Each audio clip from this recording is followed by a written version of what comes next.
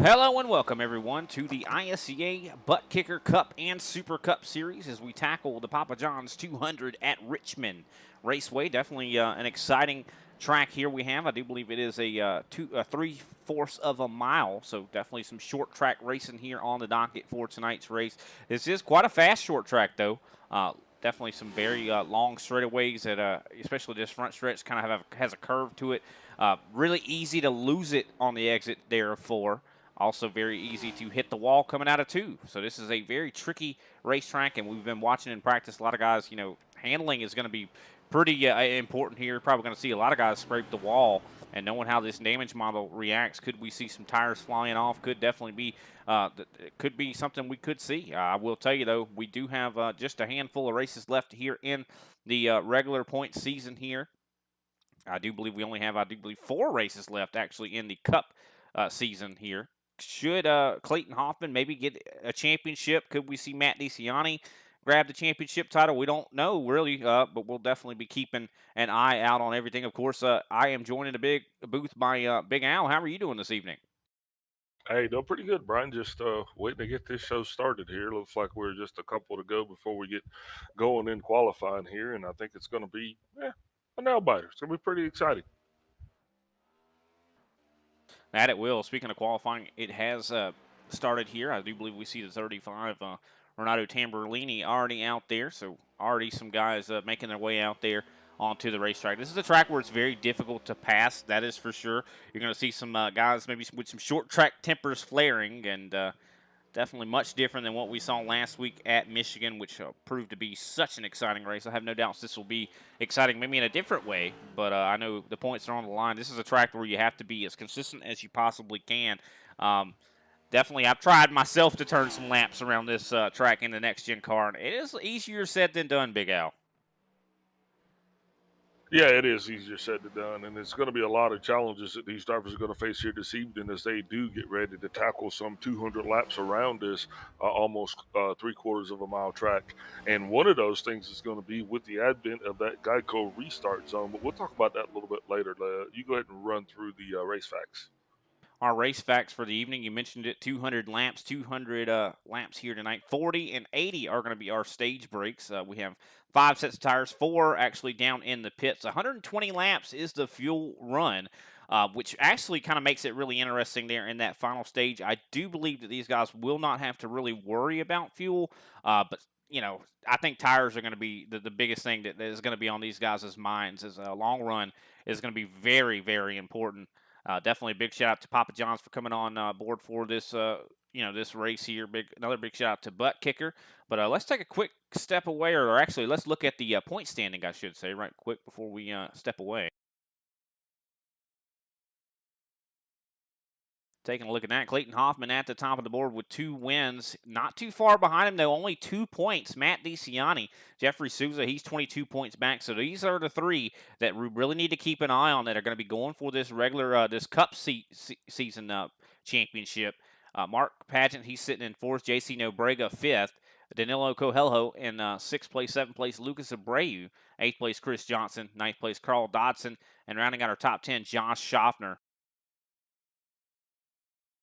Now, the longer season here is actually the Super Cup, and it actually is getting closer and closer to wrapping up their regular season. Clayton Hoffman at the top of the board in this one also. He has 6 wins, and quite a huge gap between him and Jeffrey Souza. 389 points is what I'm seeing here. Well, no, actually, I think it's more so. I think the numbers here are a little off. But I think it looks like actually a little bit over 100 points in between these two. Matt DeCiani sitting right now in 3rd. 4th place, Mark Pageant. 5th place, Josh Schaffner. 6th place, Al Kozlowski. 7th place, Chris Johnson. 8th place, Jason Baker. 9th place, Joseph Lester. 10th place, Wayne Grossi. And that's interesting. All the top 9 here in the points have gotten a win. Take a little bit further look down the running order here. Gregory Wachinski, he's in 11th place. 12th place, Kenny Powell. 13th, Mark Sanchez. 14th, Paul Olson. 15th, Randy Drumheeler. 16th, Andrew Griesbaum. And on the outside looking in here is 17th position of Robert Pattengale. But with that, I do believe we'll go ahead and take a quick step away, maybe play our nation's national anthem. We'll be right back.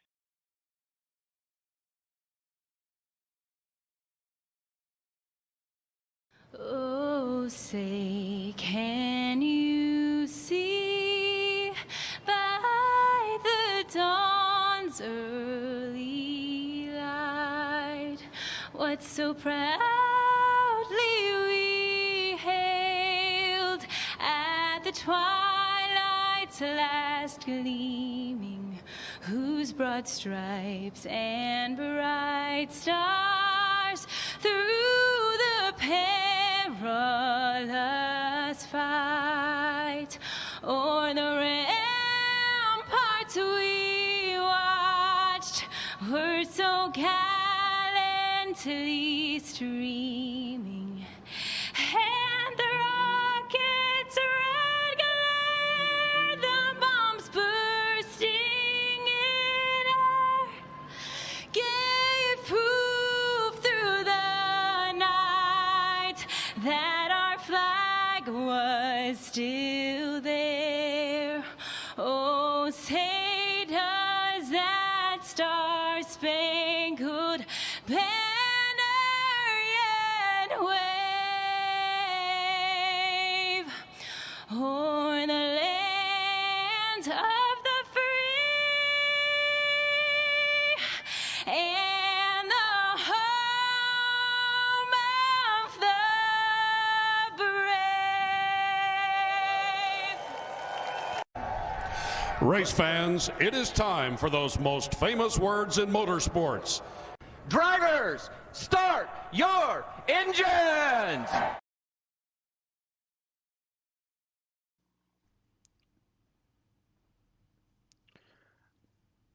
And we are back, ladies and gentlemen. We do have the grid here set for tonight's race. Clayton Hoffman on the pole. Renato Tamburini in second place.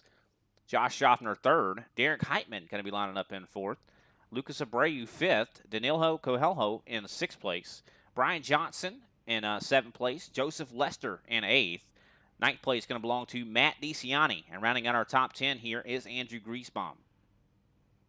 Yep, that's going to put Joey Preby in 11th. Alongside him is going to be the 117 of Thomas O'Hara.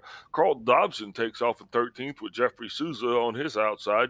Greg Wachinski in 15th with Greg Bartlett alongside him. Kenny Powell in 17th with John Mullins alongside him in 18th.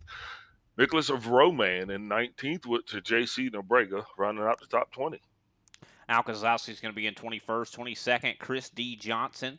Wayne Grossi, 23rd. Paul Olson is in 24th. Mark Sanchez, 25th. Derek Jacobs in 26th.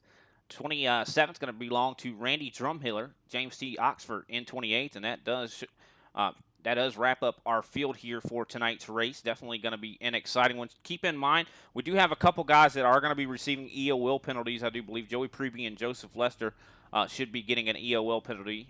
So just keep that in mind if you see those guys going back to the back even after qualifying. Definitely going to be an exciting one. Clayton Hoffman, this is exactly where he's going to want to be. He's going to have, qualifying up front here. This is the track to where you're going to want as much, room out in front of you as you possibly can get. Lap traffic is definitely going to be a big factor here tonight, wouldn't you say, Big Al, once we get into the thick of things?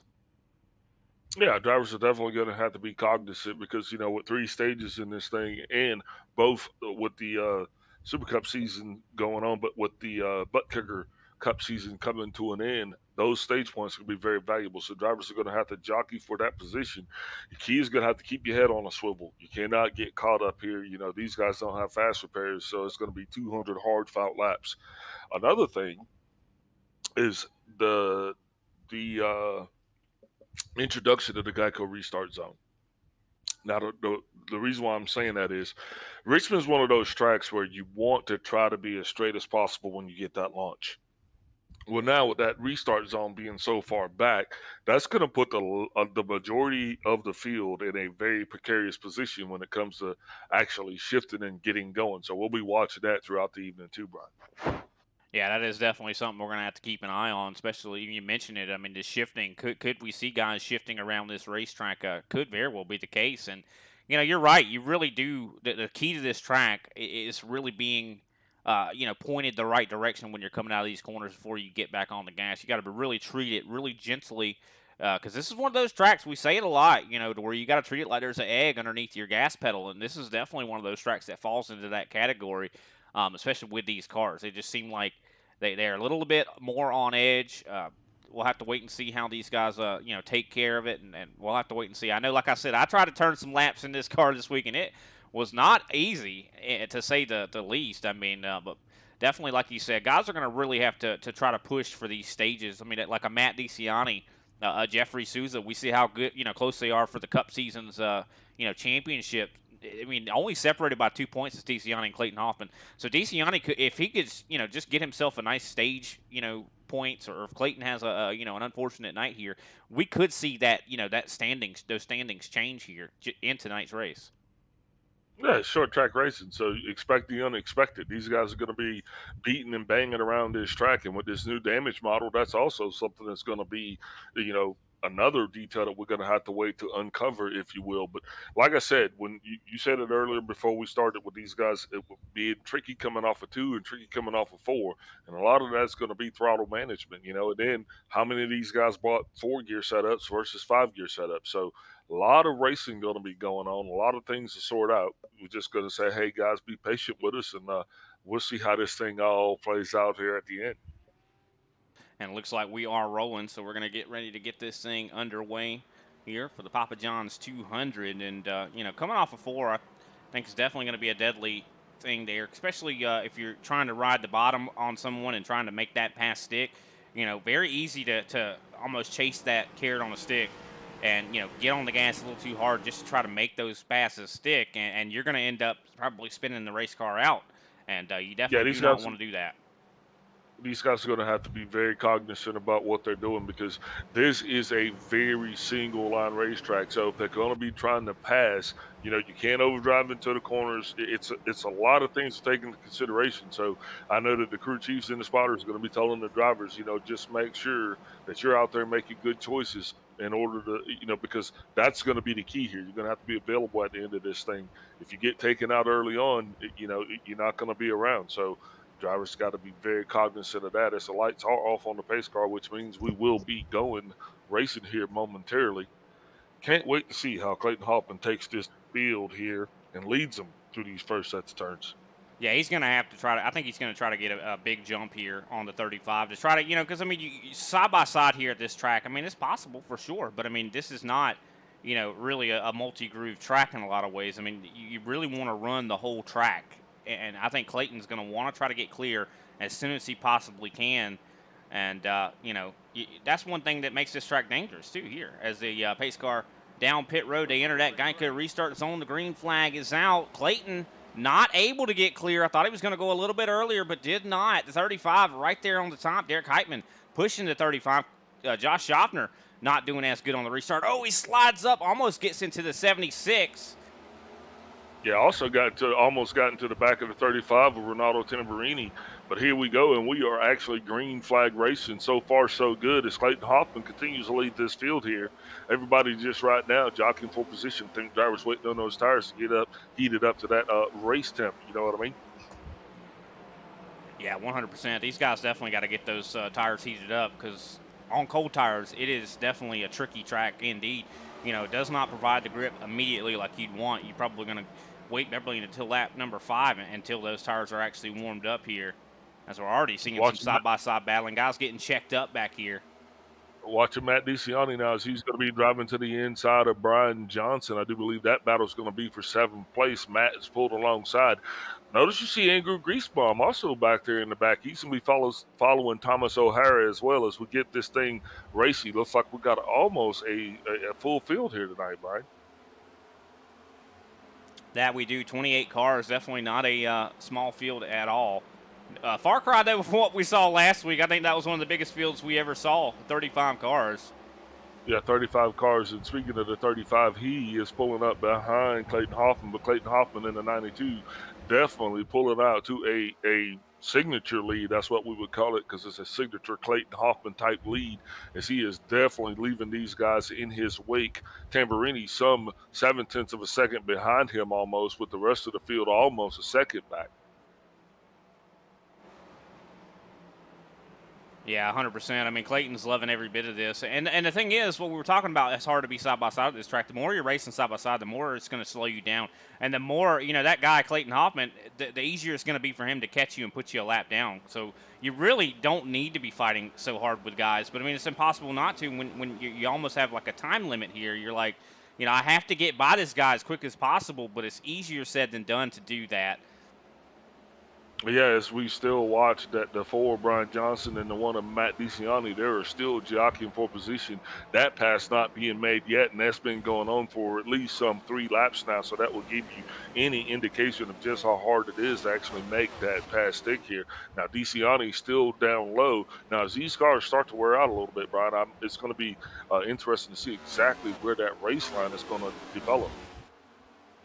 Yeah, I mean, one thing about this track, I mean, the racing line really doesn't change a whole lot. I mean, you would think, you maybe would start moving up the track. I mean, maybe if your car's handling poorly, you could definitely, because that is one thing. I mean, this is a track where your car's either going to start getting looser or it's going to start getting tighter. And you see Johnson's doing a good job there on the top. I'm wondering if that's burning his tires up more. I mean, you see that DeCiani's still not able to get any room here to get by him. I mean, it looks like, Johnson's making hay on the top here, able to get runs off while DeCiani's not able to. You can tell this is a work in progress. You're not going to be able to pass someone in just one lap. Yeah, and it is definitely going to cause the tires to wear some, no matter how you look at it, just because you're not actually able to get the full benefit of the whole track, because he has had Matt DeCiani down beneath him for the majority of the race so far. So I think once those two get from beside each other, I think they're actually going to revel of just how much fun this track is actually to drive when you don't have to worry about that guy being right there on top of you the whole time.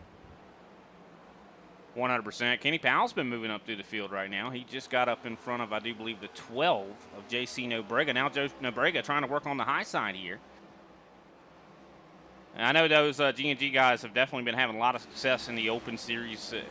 Definitely, guys have showed up out here in force, and I think those guys are going to have some trouble navigating around them. I mean, this is a really strong strength of field right now. Most of the guys in here upwards of 3,000 or more I rating.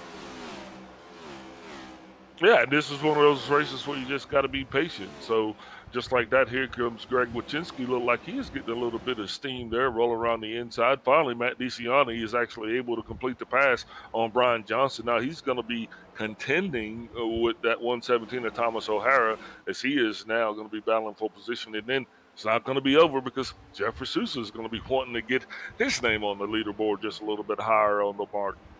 Yeah, 100%. And Brian Johnson, it seems like he's gotten locked up there on the top. Like, once DeCiani got by him, you would have think he would have had some room to get back down to the bottom, but that was not the case. Thomas O'Hara was right there to fill that spot, and that's one thing that's unfortunate. But Matt DeCiani is on a roll right now, driving through the field. He got right by the 22. He was struggling to get by Johnson, but I think that maybe as these tires are starting to wear, he's getting better and better, it seems like, Big Al. Yeah, and right now this is, we're still a long way to go in this first stage. So I think right now guys just got to pick their battles. Nobody really wanting to go in there that hard right now. But, man, at this rate, though, Clayton Hoffman might actually run into the back of the field. If he doesn't do it in the first stage or the second, he will definitely be running into lap traffic here by the time we get to the third. And you see a lot of gaps between the top 5 here. I mean, Clayton Hoffman, he has almost a second now on Renato Tamburini. Lucas Abreu, he's about 1.6 back. Josh Schaffner, he's another couple seconds back. So the real battle seems like it's right outside of the top 5 here. You see Thomas O'Hara side by side with the 22, Dan the Rabbit, and all kinds of side by side battling going on back here. Yeah, and they will actually run into, looks like it's going to be the 27 of Derek Jacobs, probably going to be fighting there for his life, possibly here within the next 5 laps. He's definitely got to hope not. Definitely unfortunate to see him, a little bit off the pace there. But this is a track where it's not easy to be on pace. Here comes Greg Wachinski on the inside of the 78 of Andrew Griesbaum. He's going to make that pass look easy. Griesbaum with a little bit of blink. Looks like Kenny Powell going to follow him right on through. Oh, problems. I think Andrew Griesbaum might be having a problem. Yellow could be out. Yeah, it is. And nobody wanted to see that, but I tell you, there's one car that did. That's going to be that 27 of Derek Jacobs, because that's going to really play out in his favor. Let's see what happened there to Andrew Griesbaum.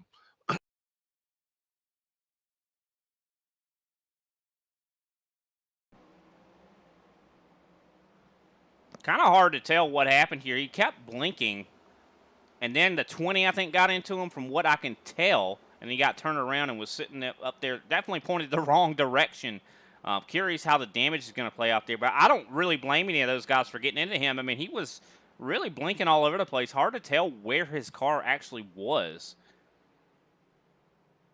Yeah, when you got guys that are glitching around you, it makes it pretty discerning though. But now I'm wondering though, because I'm going to throw this out there. It's a 78 is on pit road, man. You think anybody's going to short pit this stage maybe for track position? We're almost halfway through the stage right now. If you actually were to come down pit road, you could actually stay out and make it through the next stage. But it doesn't look like anybody's going to take that risk or gamble. I mean, it could be worthwhile. I mean, tire wear does seem to be very apparent here at this track. I mean, could give you the speed that you need to drive by some guys, but definitely, I don't know. I mean, those you have a limited set of tires here tonight. I mean, only 4 down in the pits. You use that one early, you might be begging for that one back later. So I guess tire wear is gonna be a big factor in this race, because otherwise it's just gonna be fuel. So yeah, interesting to see that drivers are gonna be kind of counting their sets, if you will. Yeah, I definitely expect them to do that. In that last stage, 120 laps, that thing's going to be. I mean, usually, probably going to go green at 125. So fuel, I don't think really fuel is going to be a concern. I think tires are going to be the main thing that these guys are going to have on their minds here. I mean, this is a short track, and you can go a lot of laps. Even though these guys even have a 75% fuel tank, it's still, 120 laps on a run. That's a long time, and I guarantee you, you get to that end of that 120 laps, your car's not going to be handling very well. So I think we could see some interesting strategies, Big Al. I mean, we could really see, guys split that stage in half. Maybe 60 and 60, something like that. It really depends on how much time you're losing versus how much time you're gaining on new tires. Yeah, you don't even have to stop. It's all going to get down to tire wear degradation. But the bigger thing is this caution in the first stage really didn't do anybody any favors, because what everybody really wanted to get was that fuel and tire data. And the only way you're going to get that is if you can run that car consistently for that first 40 laps, because that's going to set up the tempo for the next 40. But unfortunately right now you get a break right in the middle of that. So guys are going to have to start all the way back over almost from square zero. Like if you're thinking about Clayton Hoffman, who was already out to a substantial lead over the rest of the field. Yeah, he's definitely not going to want these guys to be back up there behind him. But, I mean, I think he's got the pace to really make something happen. And curious what this restart's going to look like for him. Pace car lights are out, so we're getting ready to see as Tamburini and I do believe Lucas Spray are going to be trying to see what they can do here to match this 92. But I just don't see it happen. I mean, the 92 has just been ridiculous. But then again, Big Out, what we've seen, sorry to interrupt you, but one thing we've seen a lot of, we've seen Clayton come out here and utterly dominate races, but then at the end something happens, and you got to close. You got to be able to close. Yep. I mean, that's the way it works. That's why I have to run all of these laps. But Tamburini did not get as good of a launch as he wanted to on that initial start. So it's going to be interesting to see if he actually is able to get up on Hoffman. Hoffman wasting no time, though. He is really getting a launch. And here comes Schaffner on the outside of Tamburini. Tamburini's going to be fighting for his own life here and possibly for second place as the field is stacking. And Clayton Hoffman wasting no time there, getting out to a substantial lead. But looks like Tamburini, for the time being, is going to be able to hold on to second. And you see Schaffner right now on the top. He is desperate probably to try to get this pass done, but it's going to be very difficult to make it happen on the top. It looks like he's got a good run on the front stretch. I think he might give it a slide right down in front, and he does. Yeah, Matt DeCiani Yeah, Matt DeCiani had actually made it all the way up to 5th. Now he's going to be in 6th and kind of back into traffic a little bit as he's got the 76 and the 22 all around him. These guys are a lot more racy right now than they were when this thing started, because I think they know that we're 15 laps to go in this stage and it is go time. Oh, it is definitely very much go time. And DeCiani just, before we had that caution, had just passed these guys. See the 22 getting really close up to the back bumper there of the 1. But it looks like DeCiani is going to be safe here now. He's just got to work on Thomas O'Hara.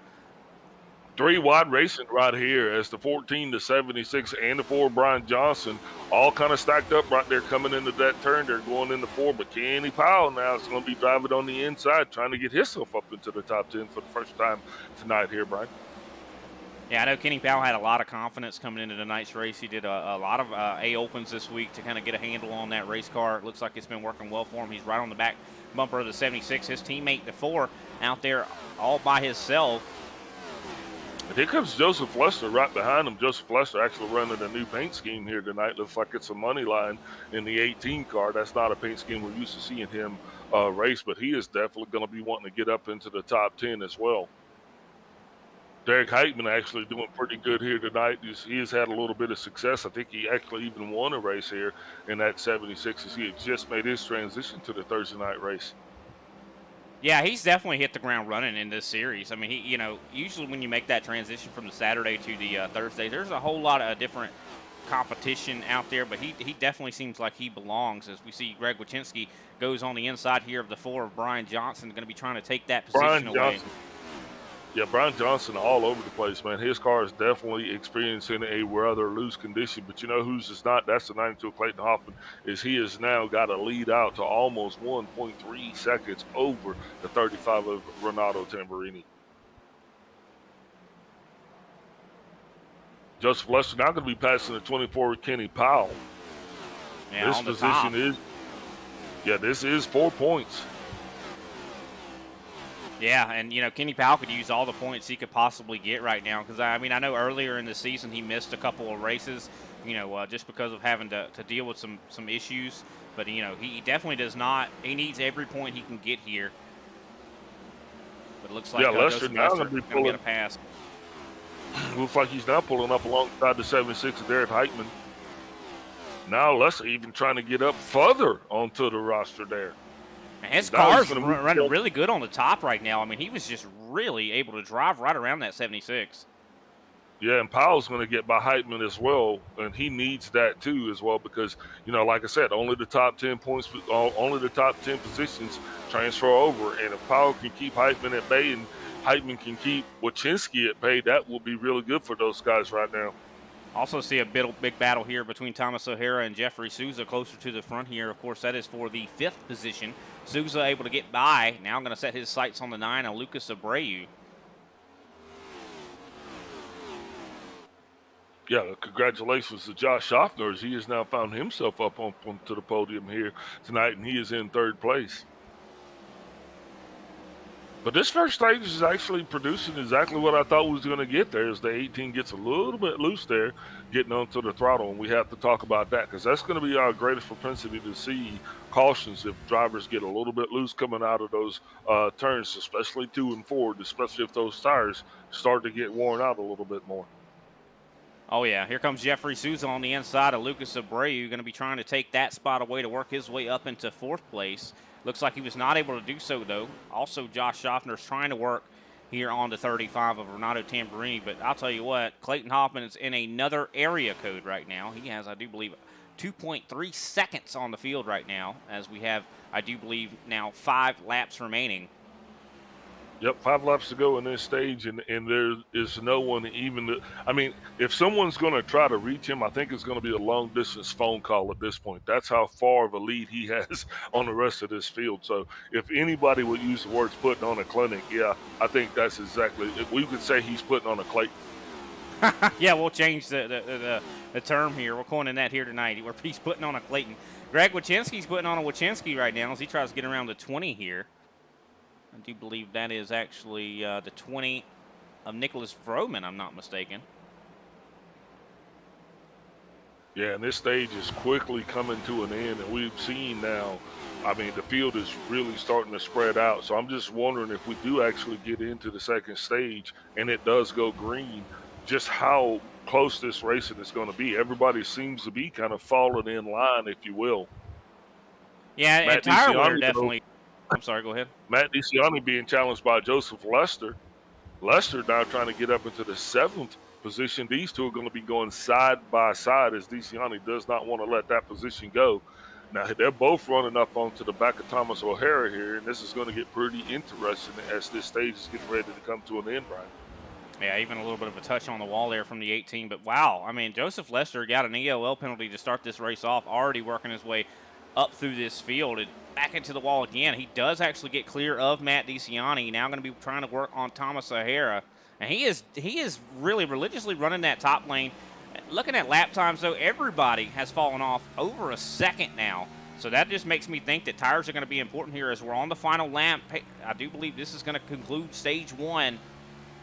And I'm going to tell you what, James T. Oxford is looking for that flag because that's the only thing that's going to keep him on this lead lap. Now, with that, Brian, I think it's going to get a lot more interesting for us as we go into stage 2. If that thing goes green for a longer period of time, I think we're actually going to see a lot more cars in jeopardy here. And that concludes stage 1. Looks like Clayton Hoffman is your stage 1 winner with Josh Schaffner in second, Renato Tamburini third, Jeffrey Souza fourth, Lucas Abreu 5th, Thomas O'Hara in 6th, Joseph Lester 7th, Matt DeCiani in 8th, Kenny Powell in 9th, and Derek Heitman rounds out those 10 points playing positions. With that, Brian, what do you say we take a step away, man, get a couple words from our sponsors here?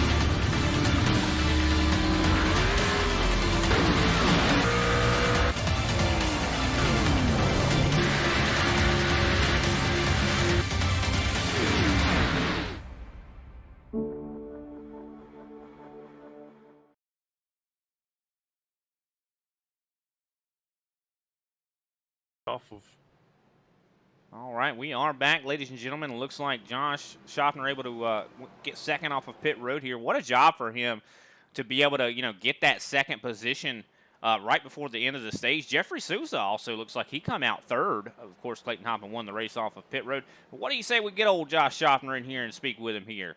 See what he's thinking. He's here. All righty, we got you. Mr. Josh Schaffner, how are you doing, man? I mean, you were able to make that last second pass there for second place. Looks like you got yourself a rocket ship tonight.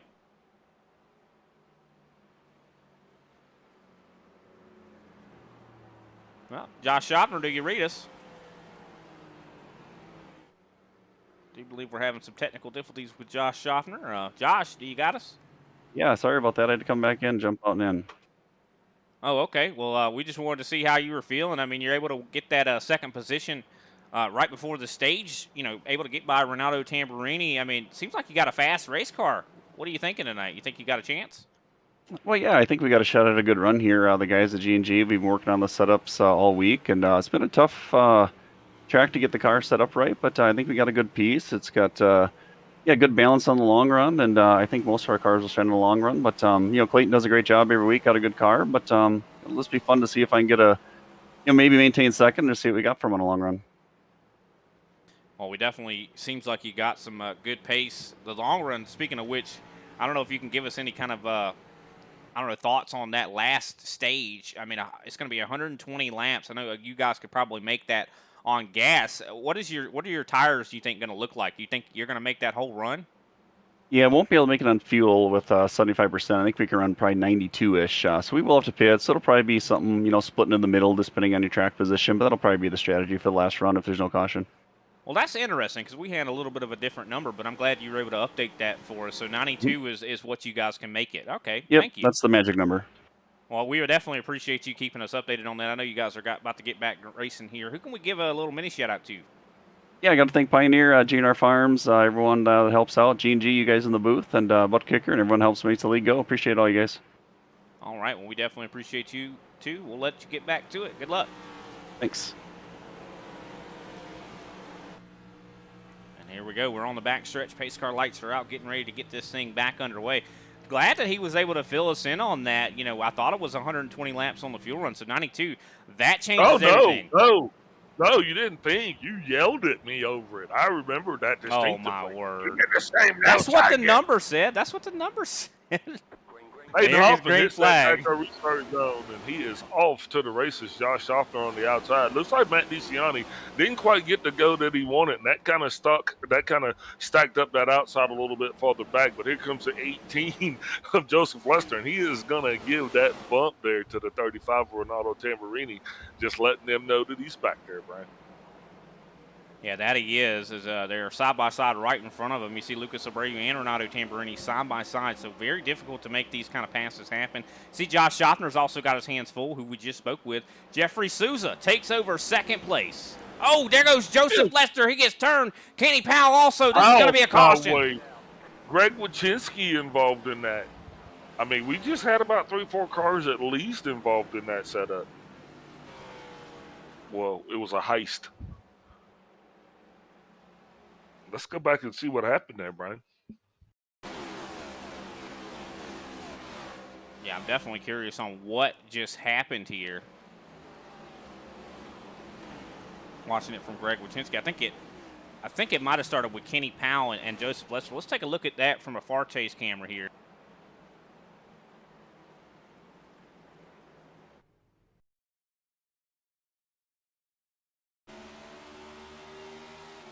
That's DeCiani up high there. You see Joseph Lester right ahead of this. Oh, I think Thomas O'Hara. Oh, and then the 20. So this is like a separate incident altogether. Well, yeah, that's just an unfortunate set of circumstances that what it was. But looks like only the 18 is going to be coming down pit road. So Joseph Lester, the only one actually coming down pit road, I think, from what I can tell. And that looked like netcode. It looks like about 6 inches between the 18 and Thomas O'Hara there in the 117. Huge hit there for the 18. But, yeah, he was still fortunate. That could have been a lot worse for him. A lot of guys made it by him on either side there by the skin of their teeth. So I think he's probably fortunate, though, that he gets out of there with as little damage as he does. Yeah, I mean, he hit it square on the nose, which is probably the best kind of thing that he would want. I mean, if you hit it anywhere where a tire is at, then it could be catastrophic. But looks like he might be somewhat lucky. I'm curious about the damage on Kenny Powell's race car. Yep, he is rolling. The 77 also of Greg Bartlett was down on pit road, so both he and the 18 are getting back out there. So don't think that's even going to cost the 18 a lap, so kudos to him. Yeah, looking at Kenny Powell's car, didn't see a whole lot of damage on that machine, so I'm surprised we didn't see more there. Well, those guys were slowing down, and I think that actually probably saved a lot of them from having a lot of big or major damage or even flat spot in tires. But, you know, that's one of those things where we talk about where you got to keep your head on the swivel, especially the drivers that are out there, because, you know, stuff like that is going to happen. And because those guys were so responsive to that, you know, it saved it from being a rather large catastrophe. Yeah, it could have been a race ender for a lot of those guys, but everybody seems like they still are rolling, so they've definitely got to be very thankful for that. But I know Clayton Hoffman probably not too thankful for it. He's like, come on, guys. Like, you know, we still got quite a ways until the end of Stage 2, though. Stage 2, of course, ends on lap 80. So, still, I mean, like you said earlier, you know, these cautions are not doing anybody any favors. They're kind of hampering these guys from getting the necessary tire data they're going to need for that last stage. I don't think we're worried about it at this point. I mean, just drive it, son. I mean, you'll figure it out as we're on the go. So 77 of Greg Bartlett still down pit road. He must have been getting more damage fixed. And that's just going to extend the pit cycles a little bit longer. So should be one to go this time by. Time to double them up. Lights are off on the pace car. That they are. Jeffrey Souza has been looking like a, you know, he's also one that's in the championship hunt here. I mean, he's 22 points behind Clayton Hoffman. You know, so if he wins this race or has a significant finish here tonight, I mean, he could definitely make something up here. And we know Souza. You can never count that car out. Man, there's quite a few. Lone wolves out there in this pack, man. There's a lot of talent in this Thursday night league over here in the ISCA. So, with us just now being right there in the beginning of the second stage, I don't think you can count any of these guys out, to be honest with you, Brian. Oh, no, definitely not. Here's the pace car down pit road, entering the Geico restart zone. Clayton Hoffman up to the gears, guns it, side by side for second. Josh Hoffman gets a way better launch on that one, and now here he comes. He is down the inside of the 14 of Jeffrey Souza. That 35 Renato Tamburini also going to be trying to get back into the fray. Yeah, a lot of battling going on right now, as it looks like Schaffner was able to get right back around Jeffrey Souza up to second place. Thomas O'Hara side by side with Lucas Abreu.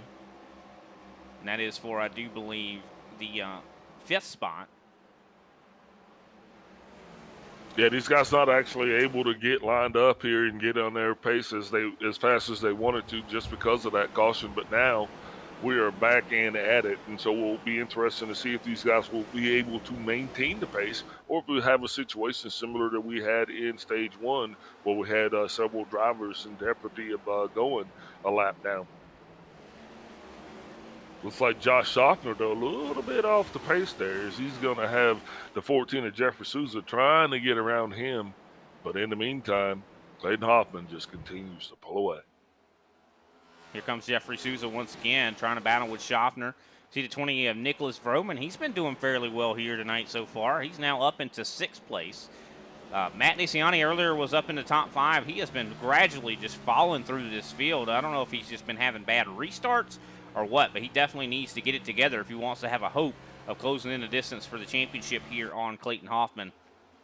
Yeah, Broman had just a little bit of contact there with the 9 of Lucas Abreu, but, you know, he just kind of moved them a little bit. I don't think it was anything major, but these two now battling side by side. Be interesting to see what Abreu thinks of it. I don't think he thought it was anything other than a racing incident, so I don't think there's going to be any kind of retaliation there.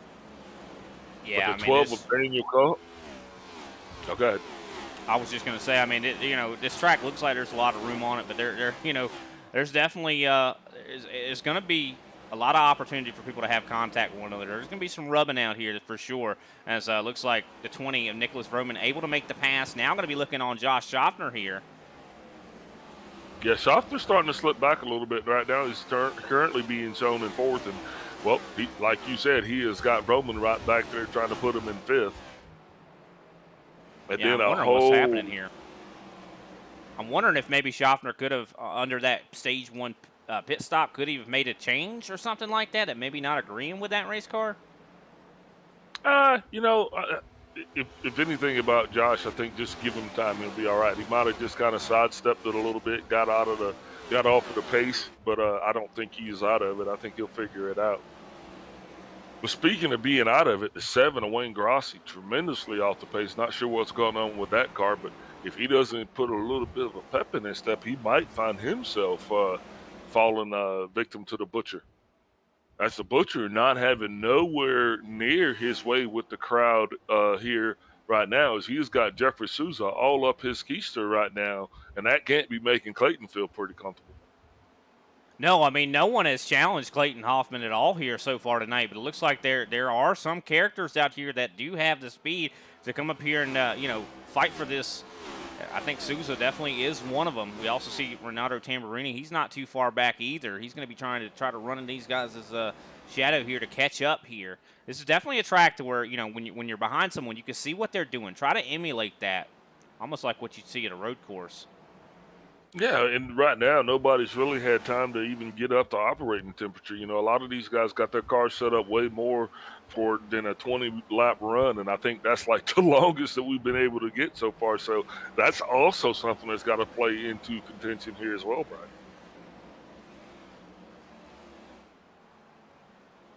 See, Joseph Lester, after he went down pit road earlier from that accident, is right there on the back here of the 88 Speedway Angels, Al Kozlowski.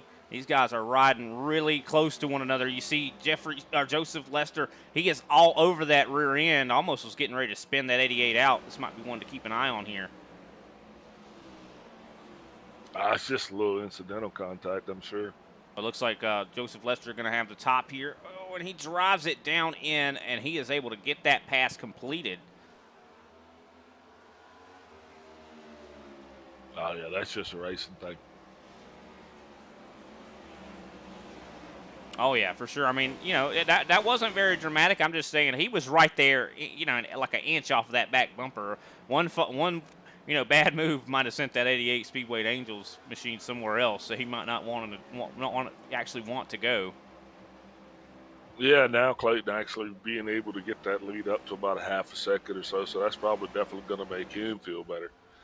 12 of JC Nebrega, he is now battling himself up. He is now currently being shown in a 7th place, right behind his teammate Lucas Abreu.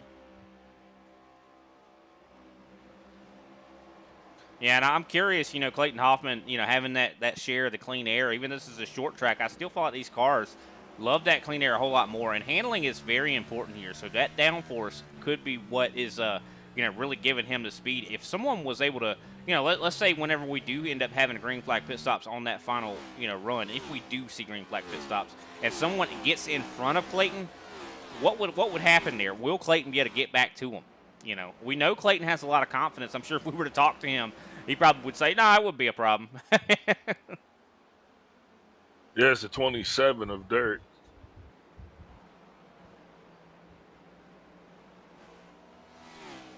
What about Derek Jacobs? Derek Jacobs down on pit road. That seemed to be a routine pit stop. Not sure what that's about. Still, the fight is on, I do believe, right here for 4th place. Josh Schaffner under a tremendous amount of pressure from the 20 of Nicholas Vroman. Vroman, of course, I do believe gridded here 19th, and he is already up here in the top 5.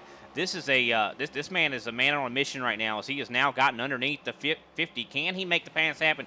It seems to me, Big Al, which is kind of interesting. You know, usually this is a top bottom groove kind of racetrack, but these guys have been making moves somewhat on the top. It seems like it's hard to pass on the bottom. Yeah, you just kind of bend that arrow just a little bit further than you want to, and eventually she's going to start to slide up on you. And I think that's kind of what you're seeing a little bit, where if you're on the top, it's a lot easier to kind of bend it down and in. And so that's why it is so hard to pass here on this track. Yeah, and you know, I like this track a lot. I mean, it reminds me actually the track that was kind of built to replicate this track at Iowa. I mean, I've always talked about Iowa, how that's my favorite track. Well, this track actually, or Iowa was actually built to kind of, you know, almost as a parody or something of this track here. But this track has less banking, so that's what makes it a little bit harder to pass.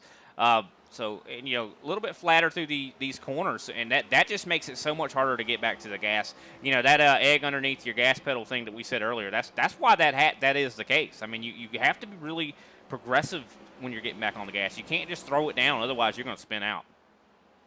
And here comes the 20 once again on the inside here. I just don't, he's not going to be able to do it. Getting ready to be 5 to go in this stage for the leaders. And this stage has gone by fairly quickly. So no wonder that 20's desperately trying to pass the 50. I mean, he knows, he's like, I don't have a lot of time here. It looks like he's made a concerted effort here. I think he might have him this time. He does. He slides right up in front of Josh Schaffner.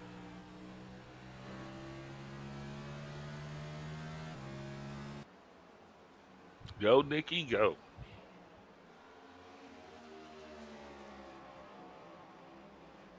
Schaffner now is going to have that 9 of Lucas Abreu. He's going to be coming up behind him, and Abreu's going to be trying to make the pass too. But, you know, we've seen how long it takes to make passes here. I mean, once you get these things set up, it's going to take you a good 2 to 3 laps. So I don't think Abreu's going to have much success right here, as Schaffner's going to be fighting tooth and nail not to lose another point.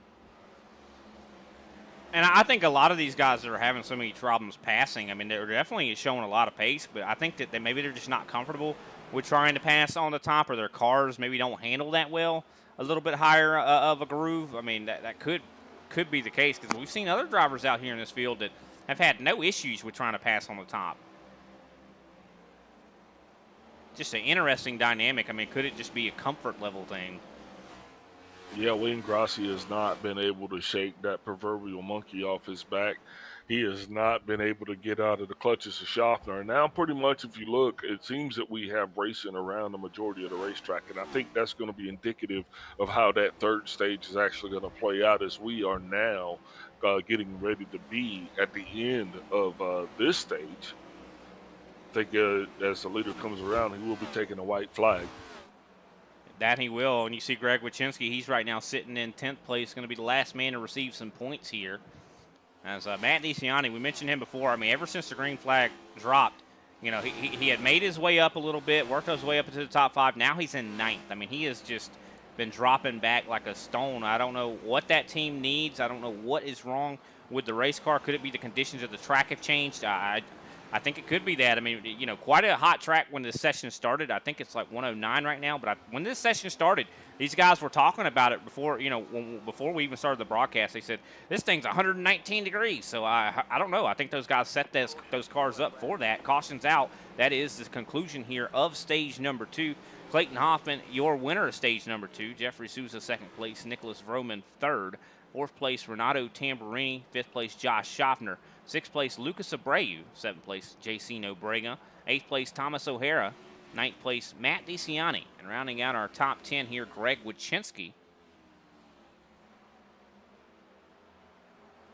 Man, that's got to feel good for those guys, man, being able to pick up those points because you don't get a lot of opportunities to gain points, Brian, and that is key to this. So I'll tell you what, man. Let's get some brownie points with our sponsor. Let's take a step away, get some words from them. We'll come back. See if maybe we can't talk to Jeffrey Souza. Woo! Papa John's just took their fresh, never frozen dough and hand stretched it into thin, oversized New York-style slices. I mean, look at that crust. That is the perfect crust thickness no matter how you eat it. So you can fold it or not. But I ain't gonna lie though, I fold it. Get a New York-style pizza from Papa John's. Better ingredients, better pizza.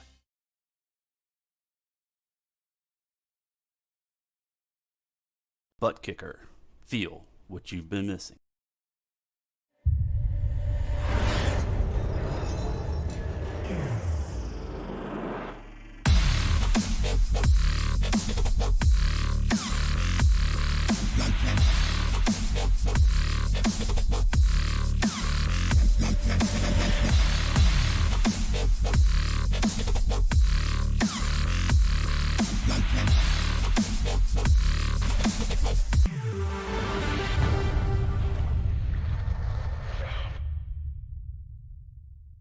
Get yours today at thebuttkicker.com and be sure to use our 20% discount promo code ISCA20.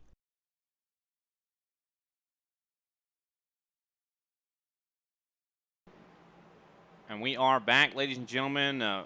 While we were under our break, Jeffrey Souza missed his box, had to come back down pit road. He's going to lose a ton of spots because of a mistake like that.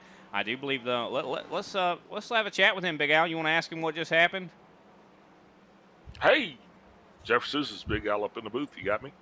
Yeah, how's it going, Big Al? It's probably going a little bit better for me than it is for you. First off, congratulations there for finishing P2 in stage 2. But next thing, you know what I'm going to ask you, right? No, what are you going to ask me? What happened right there on pit road? Was that some kind of a strategy that we have not yet seen? Definitely. Yeah, I want to make it more interesting for the broadcast. So I thought, go to the back. No, I wasn't really looking at my box there, and my crew chief for some reason told me right here, way past my box. So, we'll come from 20th, and hopefully we can get back up front. So, speaking of which, how is your car handling tonight? You feeling like you got a rocket ship? I mean, or is this track slick, or is it right where you need it? What's going on with it? So, Andrew Skelnick at Triad, he's given us a rocket ship this week for sure. And I was terrible early this week with this car. I couldn't drive it for anything. But between Brandon Pierce, Scott Nashlin, and Thomas, who's up there in the top 10 there, helping me figure out my throttle points and my braking points, I've actually, I actually think the car is pretty good here. So hopefully I can get through some traffic here and get back up there, maybe catch a caution or two, and have a chance to give Clayton a little bit of a battle for the win here. Yeah, definitely looks like you're going to have your hands full, so I'm going to try to get you out of here. You got a mini shout-out real quick for us before you go? Never mind. We'll catch you later, bud. Get back to work. Therefore, thank you, guys. Green flag, of course, is back in the air here. Nicholas Vroman, he has worked his way now up to second place. Josh Schaffner under fire from the 9. Lucas Abreu not firing off very good on that top. Even the 12, JC Nobrega. Have not seen him a lot here tonight. Haven't spoken a lot about him. He's now up into the top 7. Oh, he's been battling through the field. He's just, I think JC has just been waiting on that car to kind of come to him. And I think you're going to see a lot of guys starting to switch it up a little bit now, because this is going to be an opportunity to get a longer run. And like we did find out earlier from, I do believe, Josh Schaffner, that they're looking at about a 90-lap run on fuel. So that'll split it right in half, about 45 laps or so on the run. 3 wide. I think we got an accident. The 18 and the 1. The 18 and the 5 gets into the 48. The 24 gets into the 88. Oh, and they're still wrecking. Yeah, that was a huge mishap right there. Yeah, I think that a lot of cars going to be feeling a little bit more worse for wear after that one. Let's take a look at this. We're going to be calling this one out like an auction.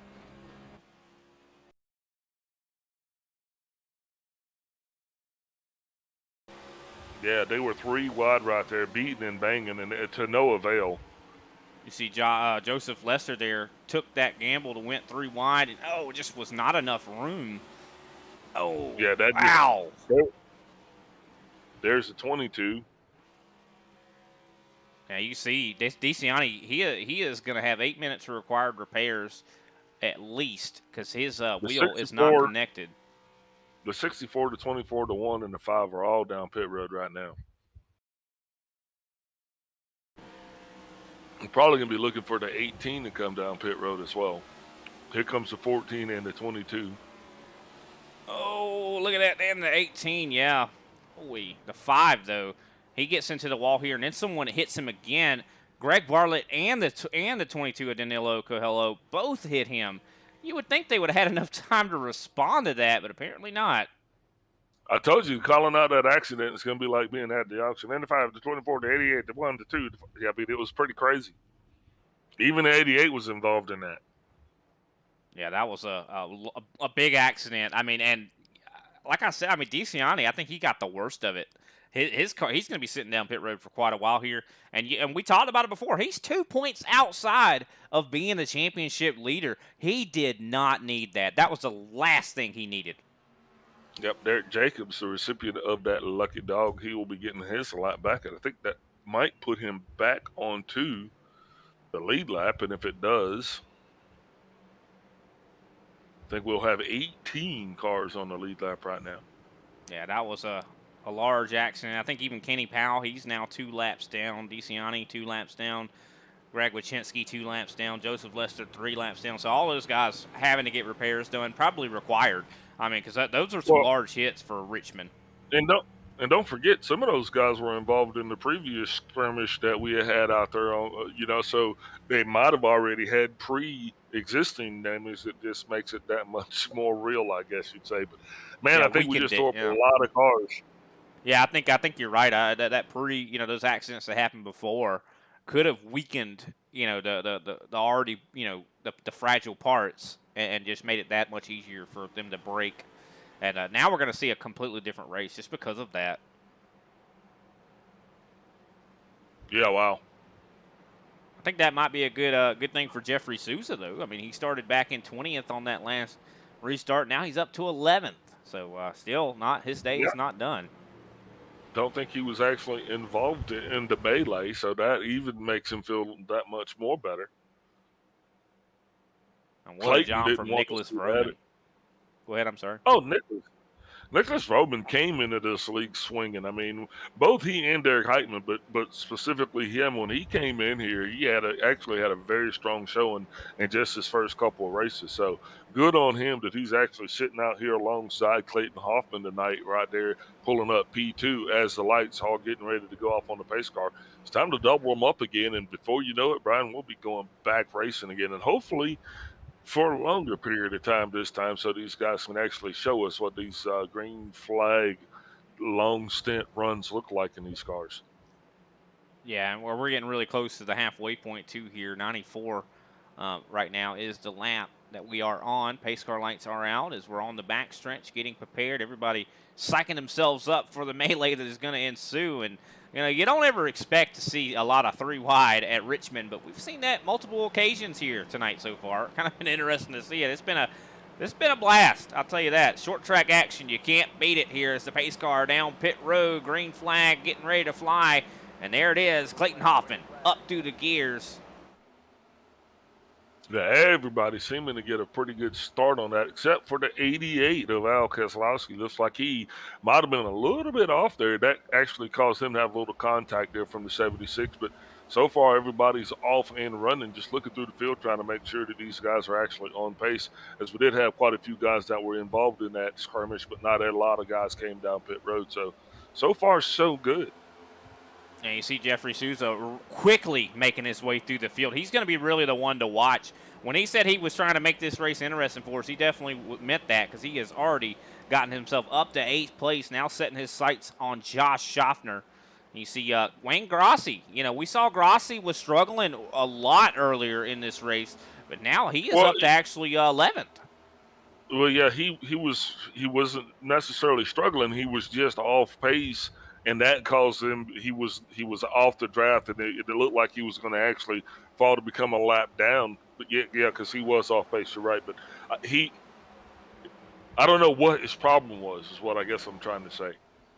I don't think it was mechanical. I think he had just had he had pitted or something, and he couldn't get it back up on the line. But man, Clayton Hoffman though, he is just he's a rocket ship up there. That he is, but the 20 is definitely starting to put a little bit of pressure on him. Only a 10th or so separating these two. So can the 20 have the answer for this 92? We'll have to wait and see here as the battle is on for the lead. Yeah, I'm just interested to see how long it's going to take Jeffrey Souza to get around Josh Schaffner. Because that's kind of going to be my gauge on how long it's going to take him to get up to the front. Now, we've seen Schaffner, and he's kind of been a little bit off the pace a little bit here tonight, but it has not been easy to get around him. Yeah, it definitely hasn't been. So Souza's going to have his hands full here. That 14. Brian Johnson, though, he's looking pretty good. I mean, up to 9th right now. We've seen him, he's been struggling a little bit here tonight. Hasn't been doing as good as we usually see, that 4 car. We're halfway through this thing, Brian. That we are. Still 100 laps here remaining, but I'm sure they're going to fly right on by, just like the first half of this race has.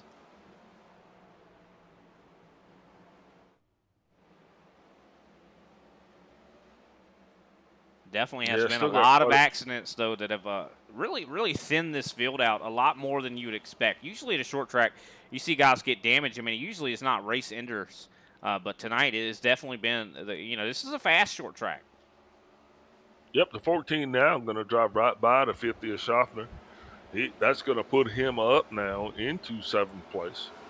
His next target. Caution's out. Is out on the racetrack. I do believe the 88.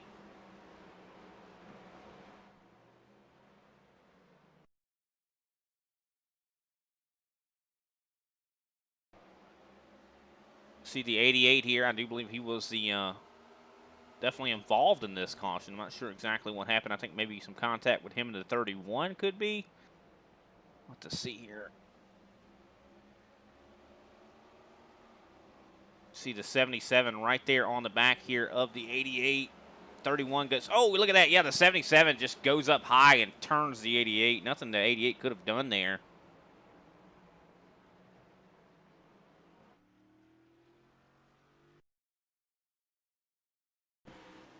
Well, this isn't. I mean, that's not what we needed. We didn't need that. No, we definitely didn't.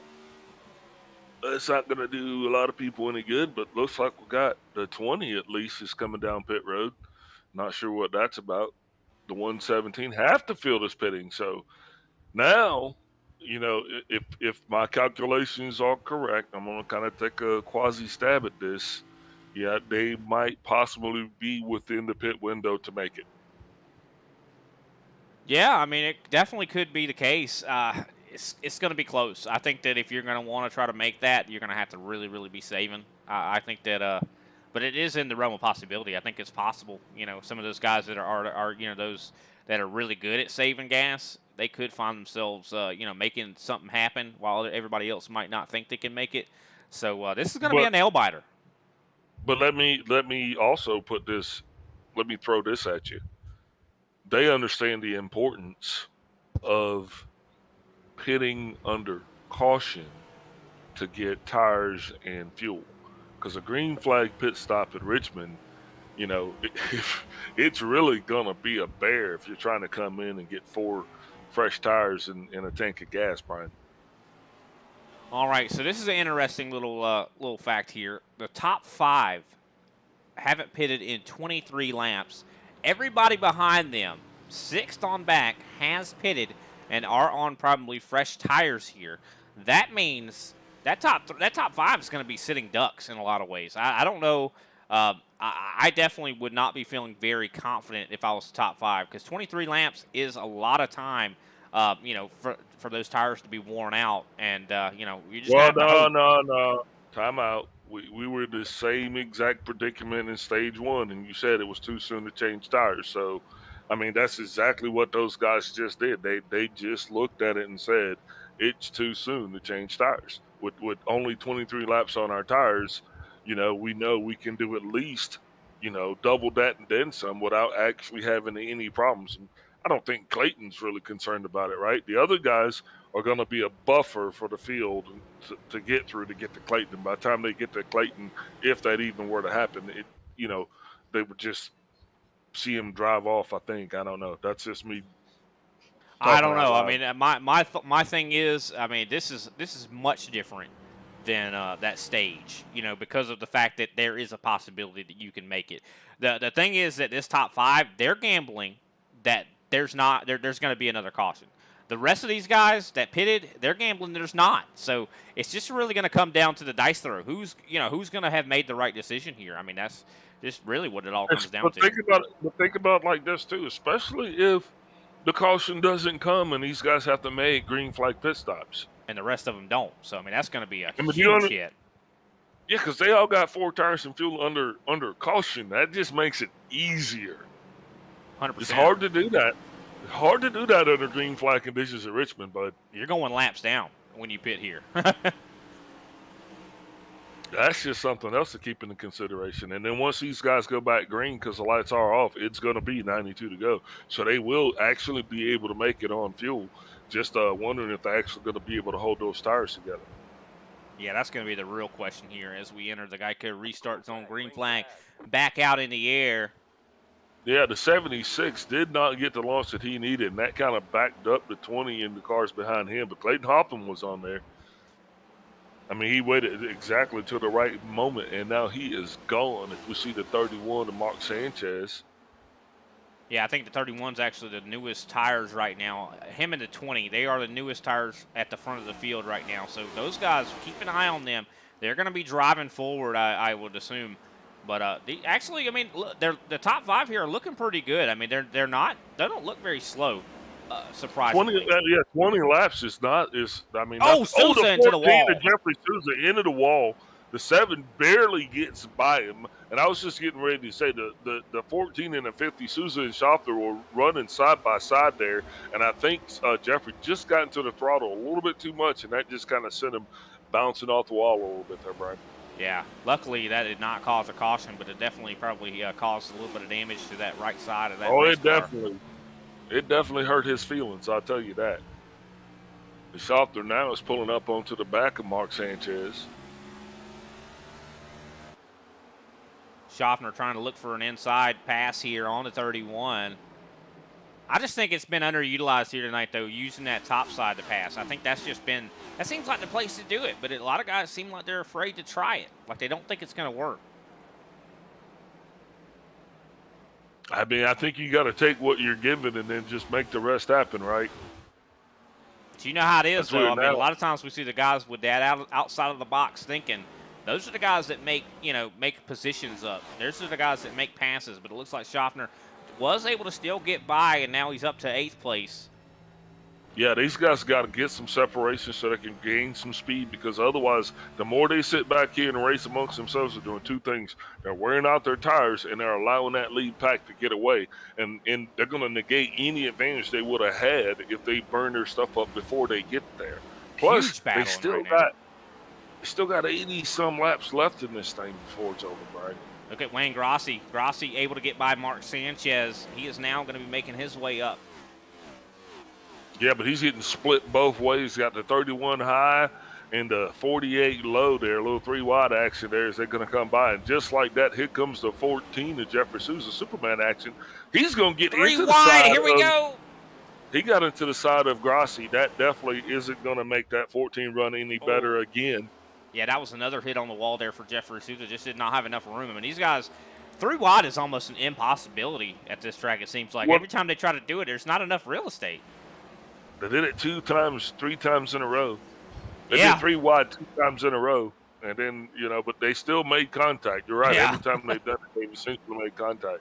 It doesn't seem like it works out too well, but, I mean, at least the caution didn't come out that time around. These guys handled it well enough to keep, driving here, as we are seeing a lot of battling all over the field. Jeffrey Sousa, even with those little hiccups there, still battling. Now with Mark Sanchez, it doesn't seem like that car's been slowed down here quite any at all here. Sousa was able to make that pass stick. Yep, and here comes Grossi on the inside. Grossi on the inside of the 31 as well. He's going to try to run away with it.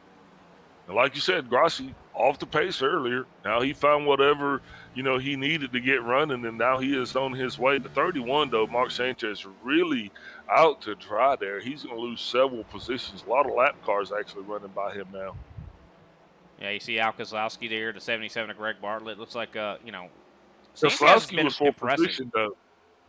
Kozlowski, that was for position, as well as the 117 of Thomas O'Hara. The 24 Kenny Powell shown some laps down, but the other 3 were for position. And I think last week, we saw Sanchez get his first top 3, if I'm not mistaken. I think that might have been on Saturday. But, he's been looking very impressive out here on the track, so unfortunate for that. Oh, look at Greg Bartlett gets really loose, goes down onto the apron. Yeah, coming up on 80 laps to go for the leader this time by. Schaffner not still having that comfortable lead that he was, Hoffman not having that comfortable lead that he was used to. And as a matter of fact, looks like Nicholas Vroman is going to take the lead. Yeah, that he is. Looking at Vroman, he has got 16 laps on his tires right now. He was able to make that pass on Clayton Hoffman, and now he is up in the lead. If no cautions come out here from here on out, this guy has every chance to win this race, but still a lot of laps to go. I mean, 79, definitely anything could still happen. I mean, betting against the caution is probably not the best idea. Yeah, Vroman definitely had tremendous pace before that caution came out, and then we saw him actually go down pit road, so he was up giving Hoffman the greatest challenge that he had thus far next to Sousa, who's currently being seen now in 8th place, and he is battling Brian Johnson for even 7th. Yeah, that he is. You see Sousa's on the bottom, and he gets a good run out on the exit here. Even the contact on the wall has not slowed this 14 down. It's kind of surprising. You also see the 76 being pressured by the 7 of Wayne Grossi. A lot of battling still going on here. You see, I believe Brian Johnson got a little bit loose off that corner. That allowed Jeffrey Sousa to get clear finally, now up to 7th place. Now, Sousa, once again, he's going to be getting back up to Josh Schaffner. Now, we did see those 2 battle side by side, and that is ultimately what led to Sousa smashing the wall. So, hopefully, he'll actually be able to catch up to Schaffner, and then we'll actually be able to see what kind of racing pace these two will have against each other for version 2 or round 2, I think we'd say. I'll tell you what, Schaffner's probably getting really frustrated with the 9 because he keeps getting up to the back of him and almost even having enough to be able to get into contact with the 9. But it looks like he had to let right by Schaffner. He had to let him go just because, I mean, he can't get by the 9, and he knew Souza was coming. So I think Schaffner's motivation here was to let the 14 go. And it's like, hey, I can't get by this 9. Maybe you can. Maybe you can open the door for me.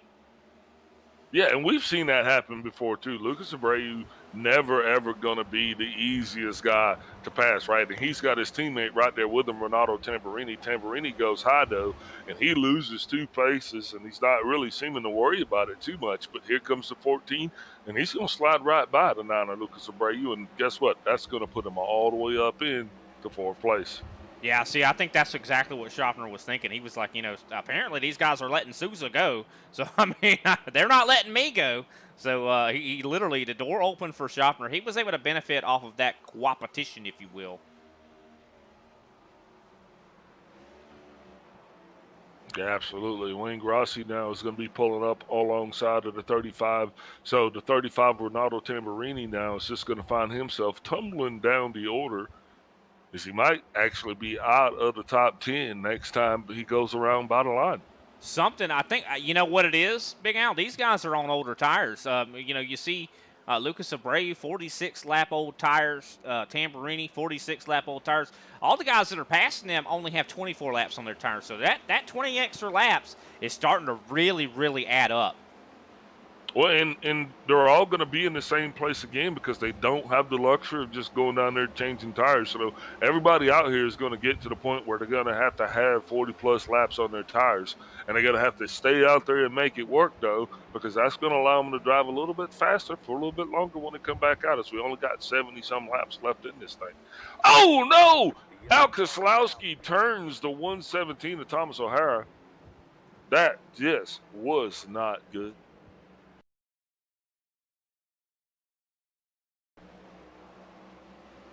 Taking a look back at this, I think Thomas O'Hara didn't realize that Al Keselowski was up there. Let's take another look at that. Who was that? The Keselowski tag that was going by him there at the end of that also. That was Renato Tamburini there. See exactly what happened here. A little bit better review. Yeah, I just don't think the 117 knew he was up there. And then, a little contact there with the 35. Yep, think he came up there on him, but that's going to change everything. Because just like that, we are some 69 laps to go. I think we will be 66 at the line. And now you got all of those fast cars down pit road. One of those is the 92 of Clayton Hoffman. So those guys are now getting the go-go juice and getting 4 good years. And they're going to be coming and they're going to put the same thing on those guys that those guys put on them. What do you think about that? Yeah, no, they definitely will be. And interesting to see that all the guys that went down pit road that last time, they all stayed out this time. So literally the shoe is right back on the other foot. But one thing about it, though, Big Al, that makes this a little bit different is that only 5 cars stayed out on that last one. This time, I mean, it was like 15 cars. So, I mean, that's going to be a difficult thing for the 92 to try to navigate through, all those cars. It's everybody but the 5 that didn't pit last time, right? Yeah, so, I mean, that's going to be quite the buffer, quite the obstacle. But I don't know, though. It looks like some guys had some second thoughts there because now it looks like we have 6 cars that actually did stay out. 6 or 7, I do believe. So, Clayton not going to have to go through too many. Some of those guys are laps down, so they don't get to pit on the same lap as the leaders, right? Of course. So, yeah, it's not going to be as bad as I kind of thought it was going to be on Clayton. But you had Matt DeCiani. You got that was Thomas O'Hara. That was Greg Wyszynski, John Mullins. Those guys are not on the same lap sequence as the leaders. So that's the reason why they were actually pitting a little bit later on there. But, let's just be real. I mean, at this point, you are just – it's duck season. Can I just say it that way? Does that make sense? I mean, because if you're one of those guys that's out here that's got 20-plus laps on your tires, I mean, you understand it's duck season. It's just a matter of time. Now, If there's another caution, I don't know how many sets of tires these guys got left, but that's when you're going to actually see it kind of level that playing field. But in order for that to happen, I think that caution is going to have to happen in the next 15 laps. Looking at this right now, everybody I do believe has one set of tires left. Majority of people have at least one set left. So if that caution occurs in the next 15 laps, I think that's going to force everybody's hand. At that point, you have to pit. You know what I mean? But other than that, these guys are going to have to let it play itself out, man. But they're still going to have to pit again. I don't think they're going to have an option. Well, I don't know. I mean, I think that maybe these guys that stayed out might end up pitting again. But I mean, I think they got enough fuel to make it. But I just don't know. I think they're going to be praying for a caution. Yeah, it's the tires. I mean, we saw even what it did to Clayton Hoffman when he was out there on those older tires like that. There's just these guys are going to need some kind of an insurance policy. And I understand why these guys stayed out because I mean they only have one set of tires left. I mean, if you took it now, like what if a caution comes out in 20 or 30 laps? You know, you would be Roman wastes no time getting ready to go in the 76 ran right into the back of the 9, who just ran into the 48. The 48 still sideways. He ran into the 9 again. The 9 now, all of that just happened. A lot of problems, seems like. Poor Chris Johnson was just like kind of right there in the middle of a little topsy-turvy situation involving the 9. It just seemed like a soap opera for a little bit of a half a lap or so. Yeah, Wayne Grossi just let a lot of guys go too, so it looks like he's struggling a little bit on these older tires. I'm not sure what's going on with the 117 and the 64 while they were both back down pit road, but that's never good at this stage of the competition. Well, I'll tell you why the 117 is down pit road, because he is missing a tire. Like something happened to that race car I think we missed.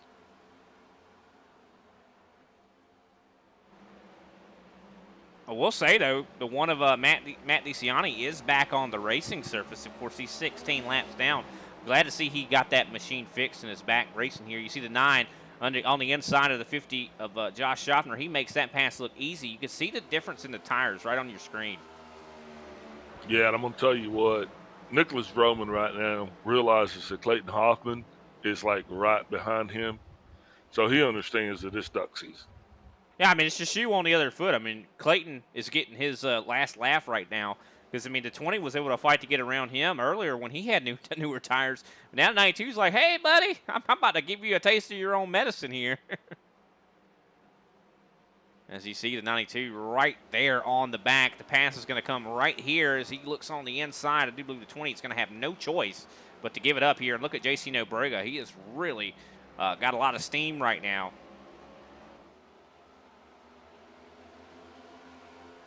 As we now have 60 laps remaining. 60 laps to go in this very spirited contest. The third one to Mark Sanchez is going to be rolling up onto the back of Josh Schaffner. 76 passing the 4 as well. Yeah, the 76 looking like he's going to be moving up to 7th position here. Abreu also passes Jeffrey Souza for 4th place. Yeah, Souza, I think, got into the wall again there. So, you can't do that but so many times, hit that wall. It adds up, What are you saying? Those walls are made out of concrete? Yeah, they definitely are. Well, they don't bend. Well, they actually somewhat do with the safer barriers, but still, I mean, they're a lot softer than they probably were a number of years ago, but still, I mean, they don't give too much. So are the cars. Well, I don't know. I mean, that's kind of an interesting thing to say, just considering, I mean, these next-gen cars, the chassis are very tough. Even the safety of the race car has been called into question here as of late. So are these guys shifting? Are the majority of these guys running 4th gear setups, or these guys running? Is that the call? That's another good question. I mean, I know we looked in the cockpit camera a little bit at some guys, and it did look like they were shifting. That's going to be a question I think we should ask our podium finishers, because, I mean, we've looked at the cockpit cameras before and, you know, saw behavior that looked like shifting, but when we talked to them later, they were like, no, I wasn't shifting. But, I mean, you never know. They might be trying to keep their secrets close to their chest, Big Al. Yeah, absolutely. Clayton Hoffman once again out to the lead. And I do believe he has led quite a number of the laps here tonight. 125 out of 146, so he's only managed to not lead 20 laps here tonight. Yeah, I think Clayton's pretty happy that I'm up here in the broadcast booth, because he's just been having his way with these guys. I think if I was down there, it'd be a little bit different. Yeah, it probably would be, because I know you'd wreck him.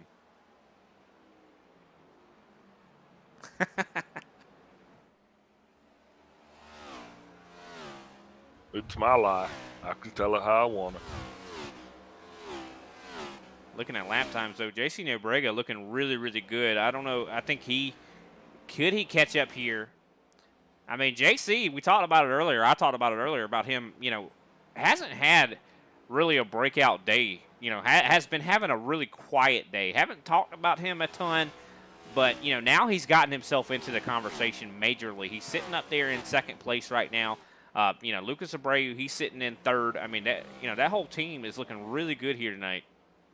That whole team is like, yeah, they showed up tonight. I mean, and I think they're really excited because they're sitting P2, P3, and P4. You know what I mean? The only one that's missing is the rabbit, Coelho.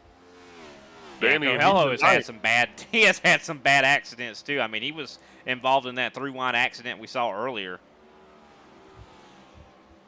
But you also see the 76. He's working up to the back of the 20 here of Nicholas Vroman. Derek Heitman, he is on newer tires, if I'm not mistaken, so should see this pass happen pretty quickly here. But that Ace Hardware 20 still looking pretty good even on the older tires, but he definitely has lost a lot of positions. He's probably going to want a caution to come out here soon to get himself some new tires. Yeah, I don't think we're going to get a caution. I like what we're seeing. I think these guys have settled into a great race pace, and they know exactly what they got to do to get home. And everybody is thinking the same thing. I mean, there's I can't even talk myself into it. I mean, everybody has gotten pretty spread out. So, I mean, the light caution has down substantially. I will. Some battles going on right now. You see the 22. We need a caution. Yeah. I'm sure Clayton doesn't feel that way. Because they're going to need 4 tires, and the only way you're going to do that here, man, is if everybody, you know, if there is a caution. But look at Chris Johnson rolling by the inside of the 7 of Wayne Brossi. That's going to be for 12th place. Now, Johnson actually getting a late starter here tonight, and he was a little bit in the washing machine there, but, man, way to go there, Chris. Keep it going. Now you're up to 13th. Yeah, I mean, just like this little gyro camera we got going right here, I mean, it looks like they are shifting. I mean, I would want to say that they are, but, I mean, it can be a little deceiving. I don't know. Well, some guys might have brought a 5th gear setup. Some guys might have bought a 4th gear setup. There are 2 different legitimate setups, though, that do exist, right? Yeah, I mean, oh, yeah, you're right, definitely. I mean, you could, you know, depending on what gear ratio you got in that machine, oh, yeah. I mean, you could be shifting to try to get a little bit of more oomph off the corner. But, I mean, I don't know if you want a lot of oomph off the corner here at Richmond just because, I mean, just how easy it is to spin it out.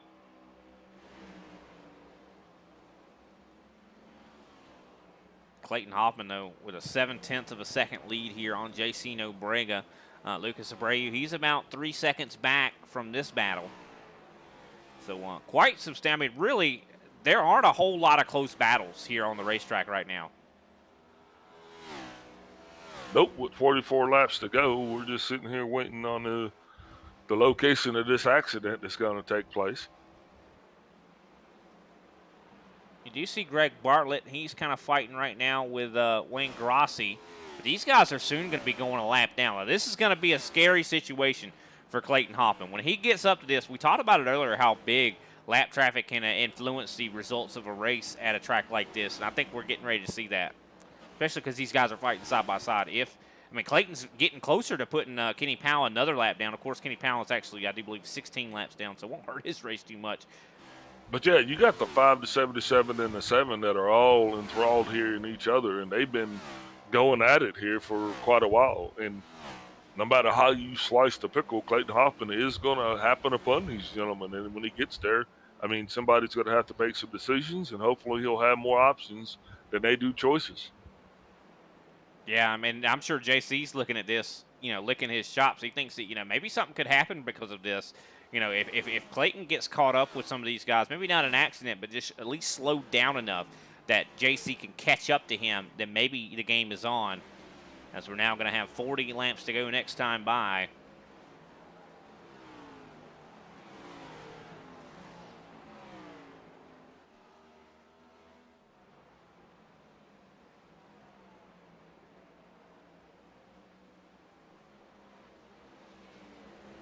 Yeah, now we're in that critical moment there where those guys are wishing that they had some tires. Oh, yeah, for sure. I was looking here. I saw Thomas O'Hara was starting to catch up to the back of the 50. But O'Hara, as we saw earlier, was missing a tire on pit road. He is several laps down, so he's not actually in the battle. So if you see a lot of close racing on the track, a lot of times it is actually a lap car. This has been a utter race of attrition. We started out with 28 cars. We have 16 right now in the lead lap, and it won't be long until we won't have that many, just considering Clayton Hoffman right on the back of Wayne Grossi. He's not on the back of him. He's on the side of him. And now he's getting ready to get his run. He's going to come right up on Wachinski in the 77. I mean, and look at all those cars that are in front of Clayton. I mean, not just the 77 and the 5, but you see Al Kozlowski's up there. I mean, there's a line. They're getting ready to go a lap down here if Clayton has. They are all in danger. Chris Johnson, Josh Schaffner. And you got to think a lot of those guys were the ones that stayed out that have 20-lap-old tires. So I bet they're regretting that decision. I bet they were like, well, we probably should have went down. But I understand why they didn't. Like I said, they only have one set of tires left. If they had went down when Clayton and them went down, then they would have no tires left.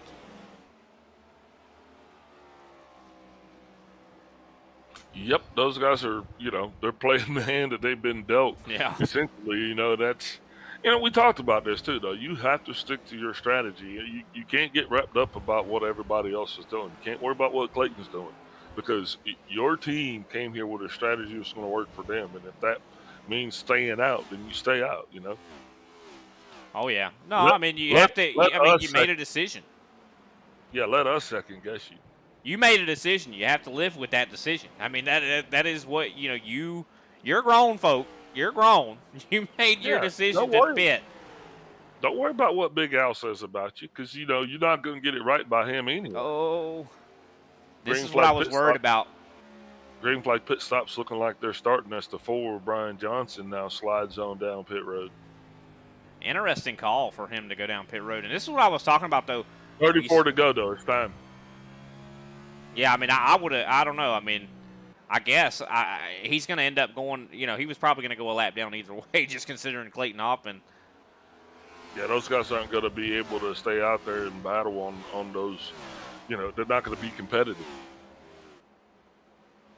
Yeah, it's just really it's got to be disheartening for those guys. I mean, they like you said, they got a bad hand. I mean, they made a decision. They were like, that 5 that stayed out on that caution before, they made the right call. I mean, they were like, you know what? I mean, temporarily, yes, it's satisfying to get new tires. You're going to feel great. You're going to feel fast. But long term, though, is that a good call? And I think that those guys made that, they made that decision based on that. They weren't worried about that instant gratification, if you understand what I'm saying, Big Al. Yep, there's 10 cars on the lead lap, soon to be 9. As Clayton Hoffman making his way up onto the back end of the 48 of Chris Johnson. Yeah, Clayton is just a rocket right now. He is literally putting everybody a lap down. And the gap between him and JC Nobrega has done nothing but increased. And you would expect that with Clayton having to deal with lap traffic, that the gap would decrease, that you would see JC actually start to catch up. But no, Clayton has been just running away, and he's been passing these guys he has definitely a very good handling race car to be able to deal with any kind of situation that seems to be arising here. Yeah, you're going to He's have pulling a that. Clayton. He's pulling a Clayton. So we got 30 laps to go in this thing before we can actually put it in the books. 27 of Derek Jacobs finds himself down pit road.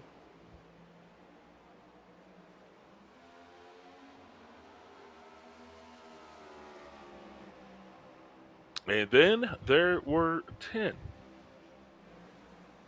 Yeah, looking at this, I do believe the top 10, or the top 6 are all on 40-lap-old tires. Randy Drumhiller's on 41. Nicholas Vroman, he's still out there on 67-lap-old tires. So, still a lot of guys that have yet to make that decision to go down pit road. But like you said, some guys are starting to second guess it. They're like, well, I guess I got to go down. I mean, my car's not handling well. Or, some guys are going to just ride it out, and just let it do what it do. And hopefully there'll be a late race caution that'll come out, and that'll give them the opportunity to actually go in and get tires and be a savior of the day. And one thing about this, a lot of these guys that are making that decision to head down pit road, that decision that they're making, that's going to cause the potential for a caution to go up, just considering you're going to have guys on new tires versus old tires. Also got to keep in mind, look at this. Derek Heitman just made the pass there on Renato Tamburini. He has now moved his way up into 4th place and now is looking to set his sights on the 9. And Lucas Abreu, it looks like the 76 is desperate to try to get a podium finish here tonight. Yeah, well, he's still got to get past the 9 of Abreu, and we all know that's not going to be an easy task. Definitely will not be. But I think the 76 well up to the task. He was able to get by the 35. I mean, I like the 35 and the 9. I mean, they have good pace, but it seems like, to be honest with you, I think they're lacking somewhat in the long run. I think the 76 definitely not. Yep, 25 laps to go, this thing right here. Kind of an interesting thing here, because I know that I'm pretty sure that the 9, the 35, and the 76. Oh, contact! Oy.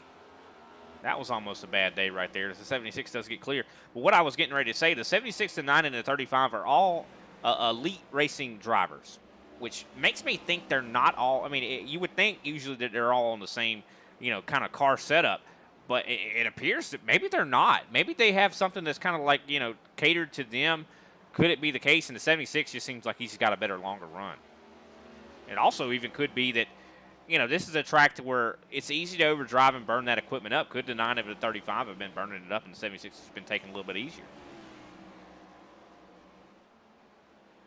Yeah, you just don't know. I mean, because everybody's going to run this thing different. Then if guys are running a 4-gear setup versus a 5-gear setup, their entrance points, their braking points, some guys are back in the corners up. There's so many different variables that come into this, man.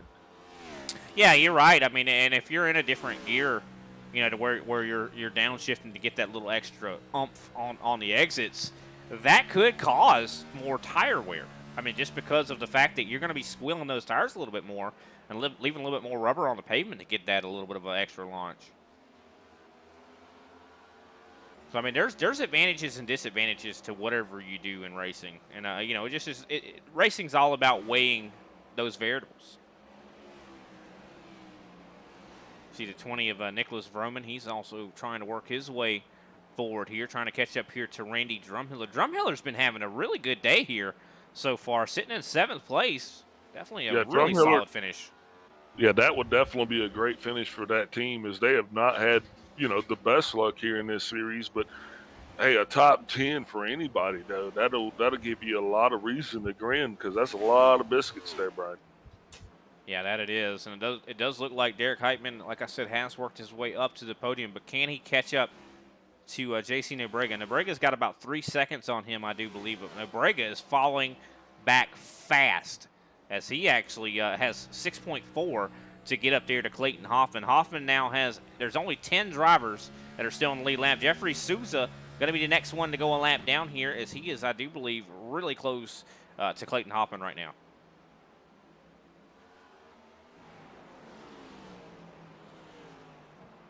Hoffman has led almost every lap of this race. The only laps he has not led has been like about 20 laps. I mean, this is a 200-lap race. This is a marathon. This is not an easy track at all. I'm sure that a lot of these guys are probably pouring sweat by this time, as we're soon to have 16 laps to go, getting closer and closer to the conclusion here of this event. Yeah, the 50 of Josh Schaffner finds himself down pit road. Looks like he'll be making his final stop. Really late stop.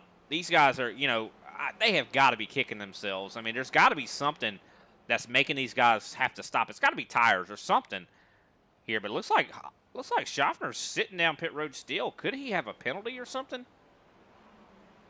Because I don't see the sides lifting up here. I don't see any action by the pit crew. I think that he might have a penalty or he's done for the night.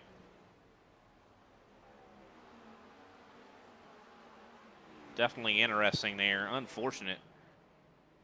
As we see Clayton Hoffman coming up to the back of some more traffic here. He's coming up to the back of Greg Bartlett. You see Matt DeCiani ahead of that. I mean, this has been nothing but an obstacle course for Clayton Hoffman, and he's been vaulting over every little bit. I'll tell you what. Yeah, Jeffrey Sousa's just kind of hoping that he can stay out front, though, because he would be the next guy to go a lap down right now. We've got 10 cars on the lead lap, 14 laps to go in this thing. There's still quite a bit of different distance between those two, so. Yeah, looking at lap times, though, from Jeffrey Sousa, he's hitting a 24.4. Clayton Hoffman, 23.9, so definitely half a second difference. That adds up a lot. Well, Hoffman's actually coming right up on him as he's getting ready to make easy work of DeCiani. Yeah, I think DeCiani's just going to get out of the way. He's like, I don't want no part of this. DeCiani's going to slide high. I think you're right that the 5-0 Josh Schaffner is possibly calling it quit for today. Unfortunate, too. He has had a stellar day up until he had that one decision. He had a fast car. And then they changed an ingredient, and the whole pot of soup went to crap. Oh, yeah. No, I mean, it was literally just a one decision. That's all. I mean, a lot of these guys tonight, the race really hinged on that one decision. And, unfortunately, that was the decision of the race. Jeffrey Sousa now looking in his rearview mirror, getting a whole page full of Clayton. I mean, it's easy to, that's what racing is, and a lot of times it's decisions and execution. I mean, and Clayton made the right decision, and he's been executing, Well, yeah, you make choices, and then you eventually run out of options.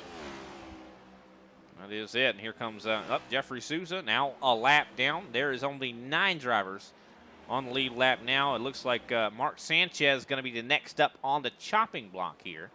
With 10 laps to go. I think he might be lucky to stay on the lead lap. He could.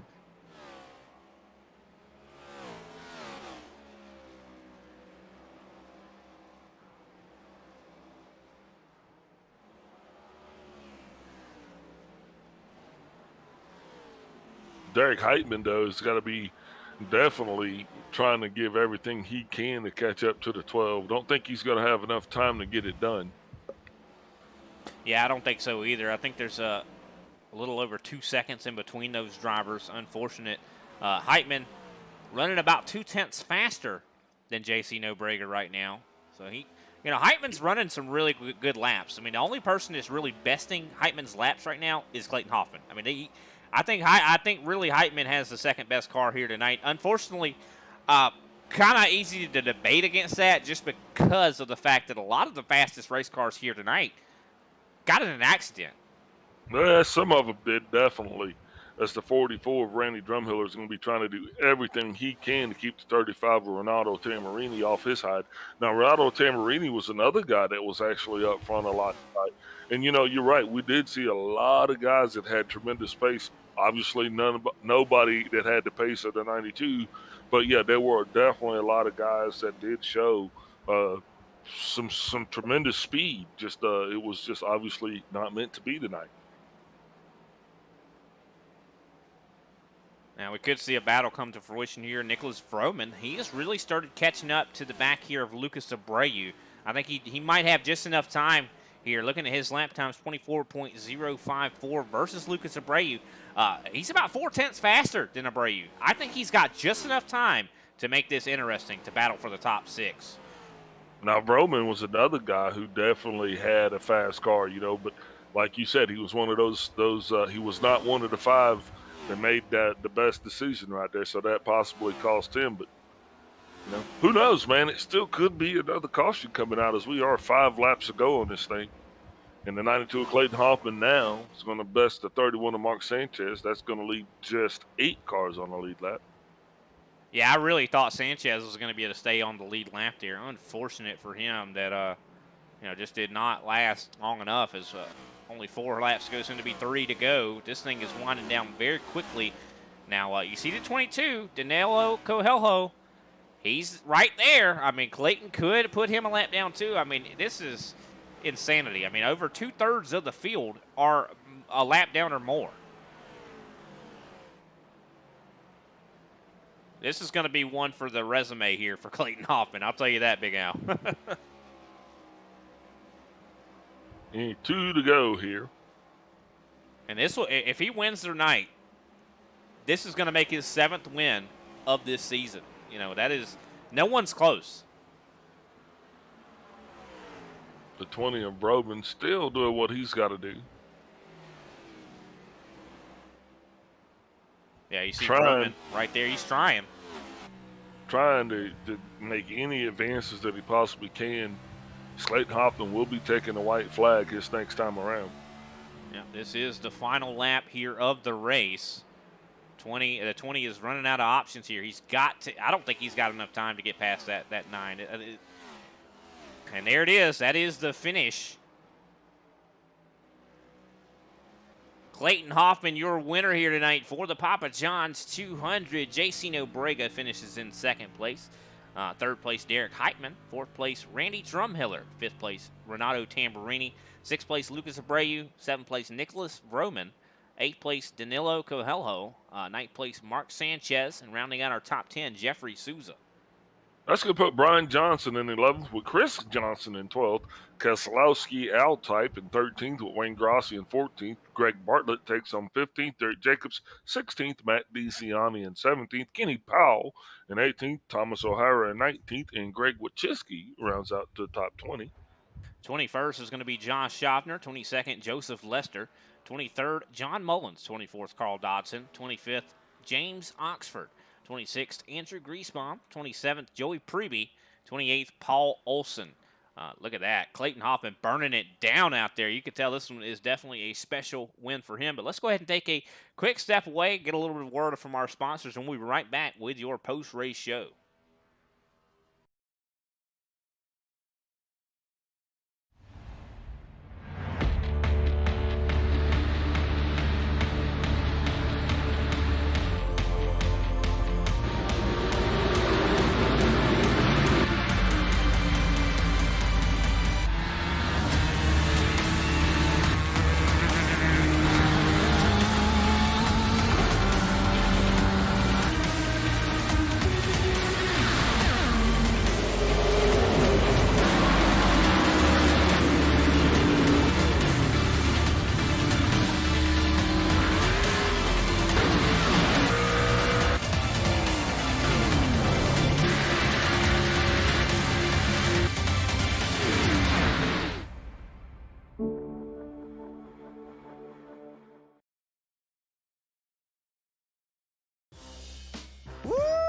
Papa John's just took their fresh, never frozen dough in hand, stretched it into thin, oversized New York-style slices. I mean, look at that crust. That is the perfect crust thickness no matter how you eat it. So you can fold it or not. But I ain't gonna lie though, I fold it. Get a New York-style pizza from Papa John's. Better ingredients, better pizza.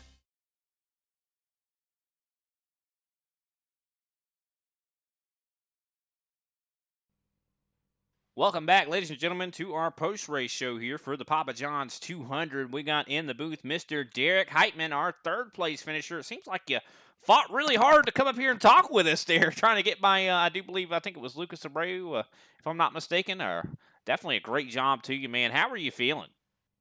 I'm in shock and disbelief because my car has been junk absolutely all week, and I don't know if you guys seen me on that, the last restart. Um, what at the beginning of stage 3 when everybody junked themselves on the entry to 1, I went from 21st to 9th, and it was just pure dumb luck. Easiest 9 positions or 22nd to 9th, I think. I don't know. I gained a lot of positions. It was crazy, and here we are. Yeah, it definitely seemed like a whole lot of battling and stuff out there. We saw some 3 wide conditions. We saw a lot of guys, getting tagged and getting in some damage. I mean, how hard was it to avoid accidents out there? Oh, it was extremely hard. Every single one that it seemed happened right in front of me. I made it through 2 parking lots somehow. It didn't get a single X out of any of them, not even a 0X. So I mean, it was crazy. I was just bobbing and weaving, and found myself in the right place at the right time. Yeah, it definitely seemed like that was the case. But still, great job too. You got your 3rd place. I mean, you definitely seem like you have, ever since you made that move from the Saturday series over here to the Thursday series. It seems like you're right at home with these guys. I mean, how is the difference in competition level? Difference in competition level. I mean, I would say the competition in the Thursday series is a lot more difficult than the Saturday series. But then again, I mean, it also goes along with the type of drivers that are in here. There's a lot more respectful racing going on. I just felt like in the Saturday series, I was getting beaten, banged around with no respect, and I mean, you've seen it, and coming over here and racing with these guys is a hell of a lot better. So hats off to them. It's a lot of great drivers in here. Well, I'm sure they'd love to hear that for sure, man. Well, great job on your 3rd place finish. How are you feeling about Watkins Glen coming up next week? It'll be my first time, being at Watkins Glen, but it's my first time at every track that we come to, and so I'm just gonna put in a lot of as many practice laps as I can, and hope to have another good showing at a road course for y'all.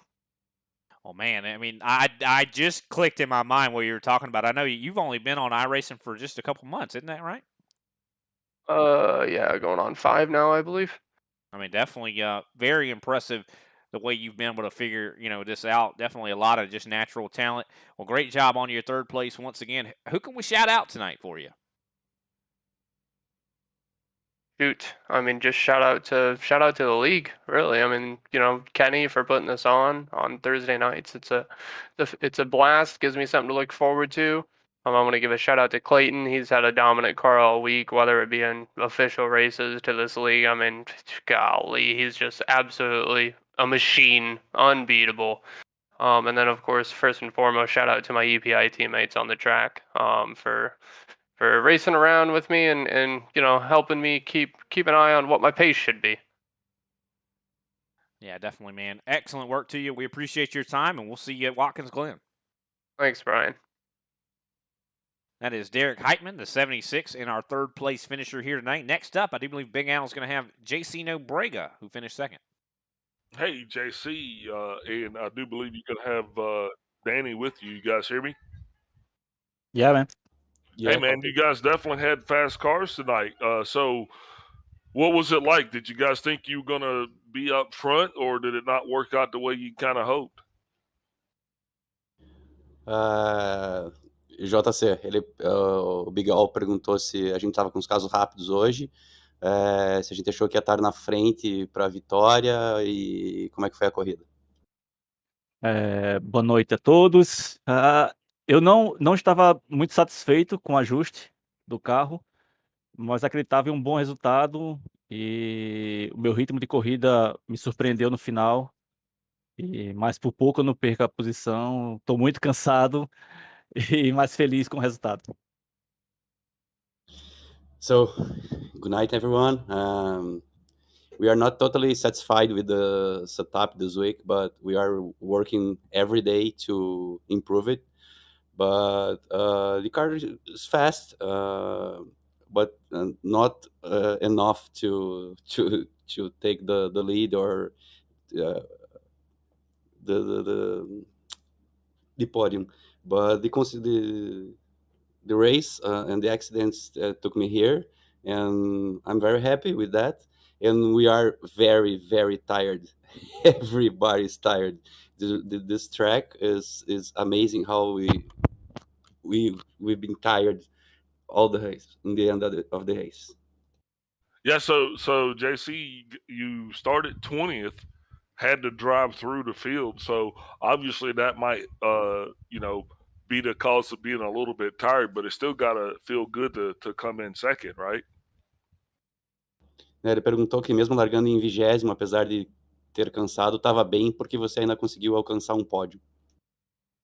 Sim, muito feliz com o pódio, muito feliz com a segunda posição e trabalhar agora para tentar me manter no topo do campeonato até o final.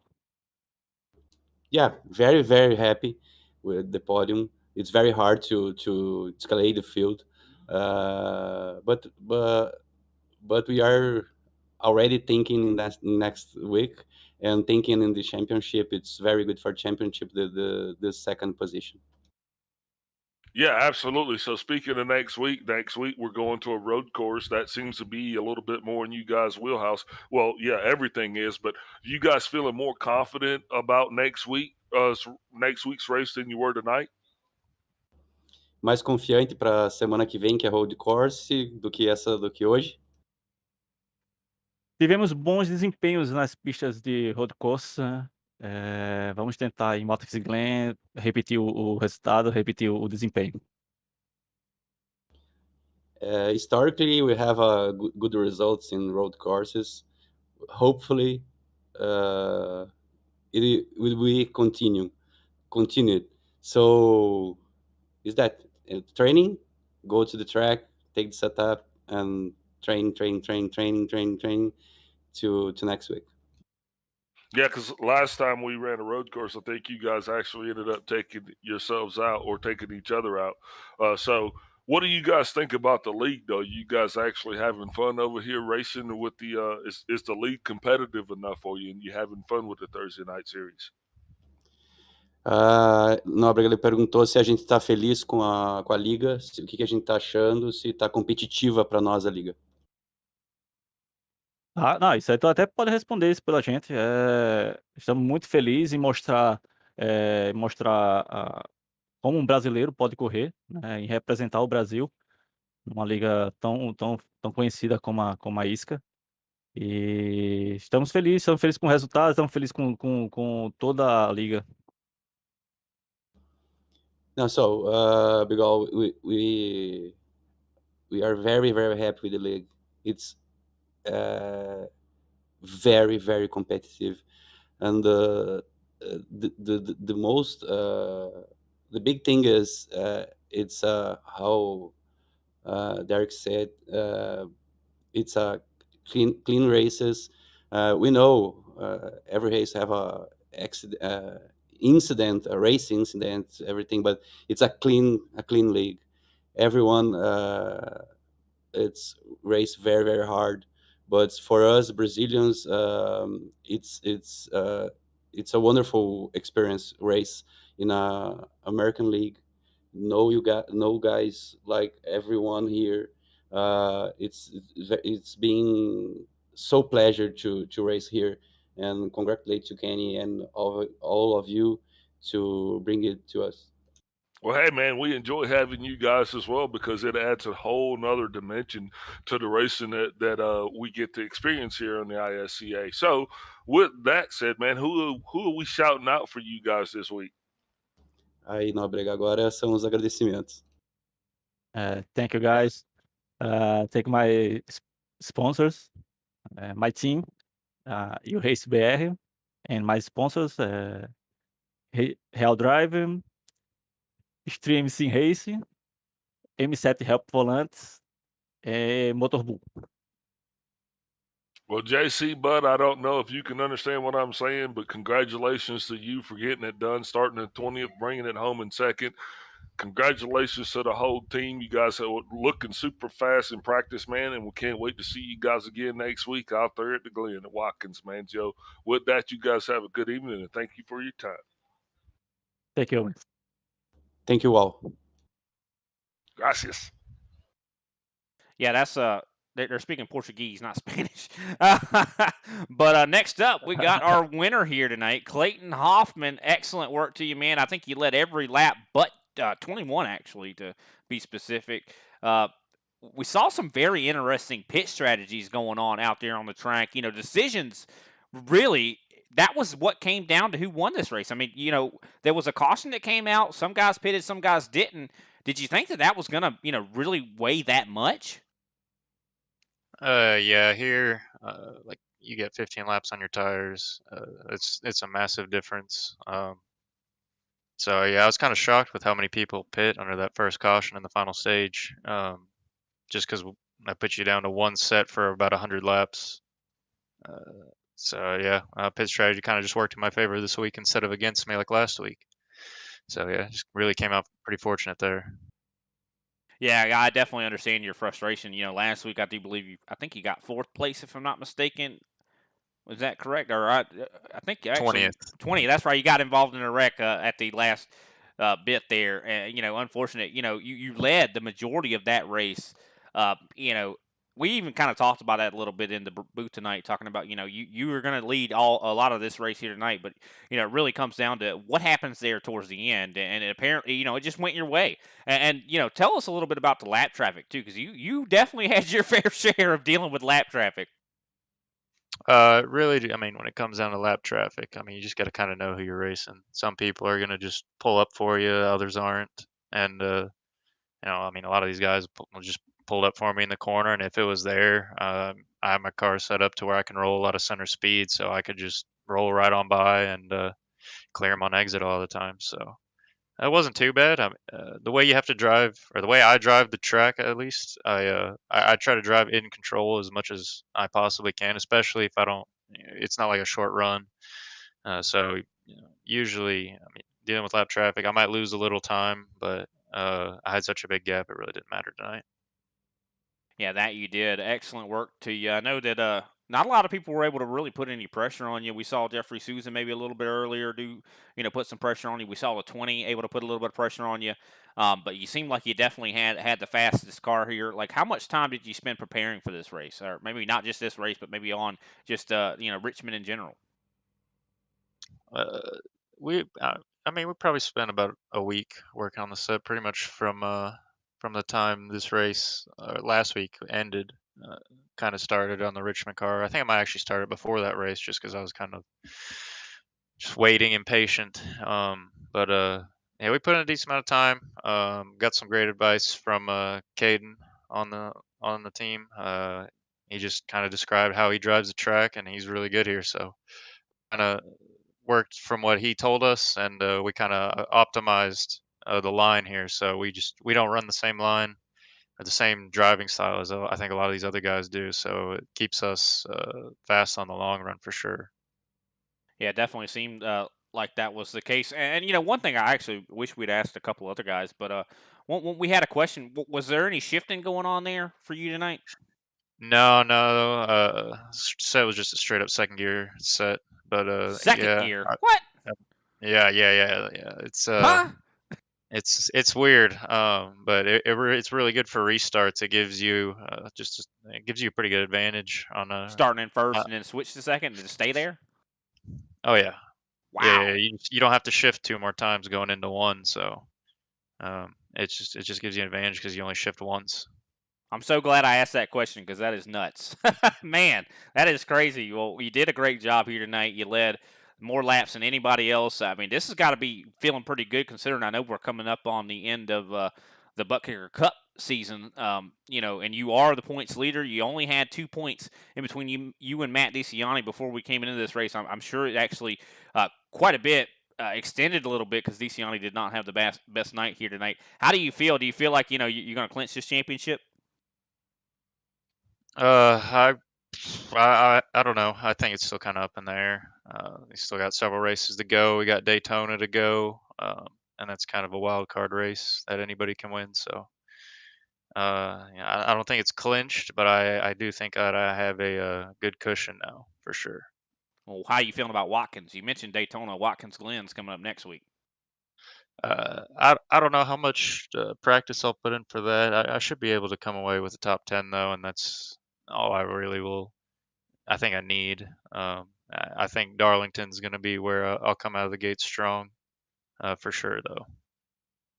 Well, we're definitely looking forward to it, man. Who can we shout out after your win here at the definitely a great race, the Papa John's 200? I mean, shout out to Legacy Esports. Got a lot of friends, all over there. We all just work on the different cars, race all the cars, figure a lot of stuff out every week. I mean, we just kind of find out, the new thing that's fast, or that makes our car just a little bit faster every week, and we kind of just, build upon that every week. Shout out to all our sponsors. We got Green Mountain Grills, Blackstone Management Champion, Reaper Speed Labs, and shout out to Papa John's for sponsoring the race, ButtKicker for, as always, sponsoring the series.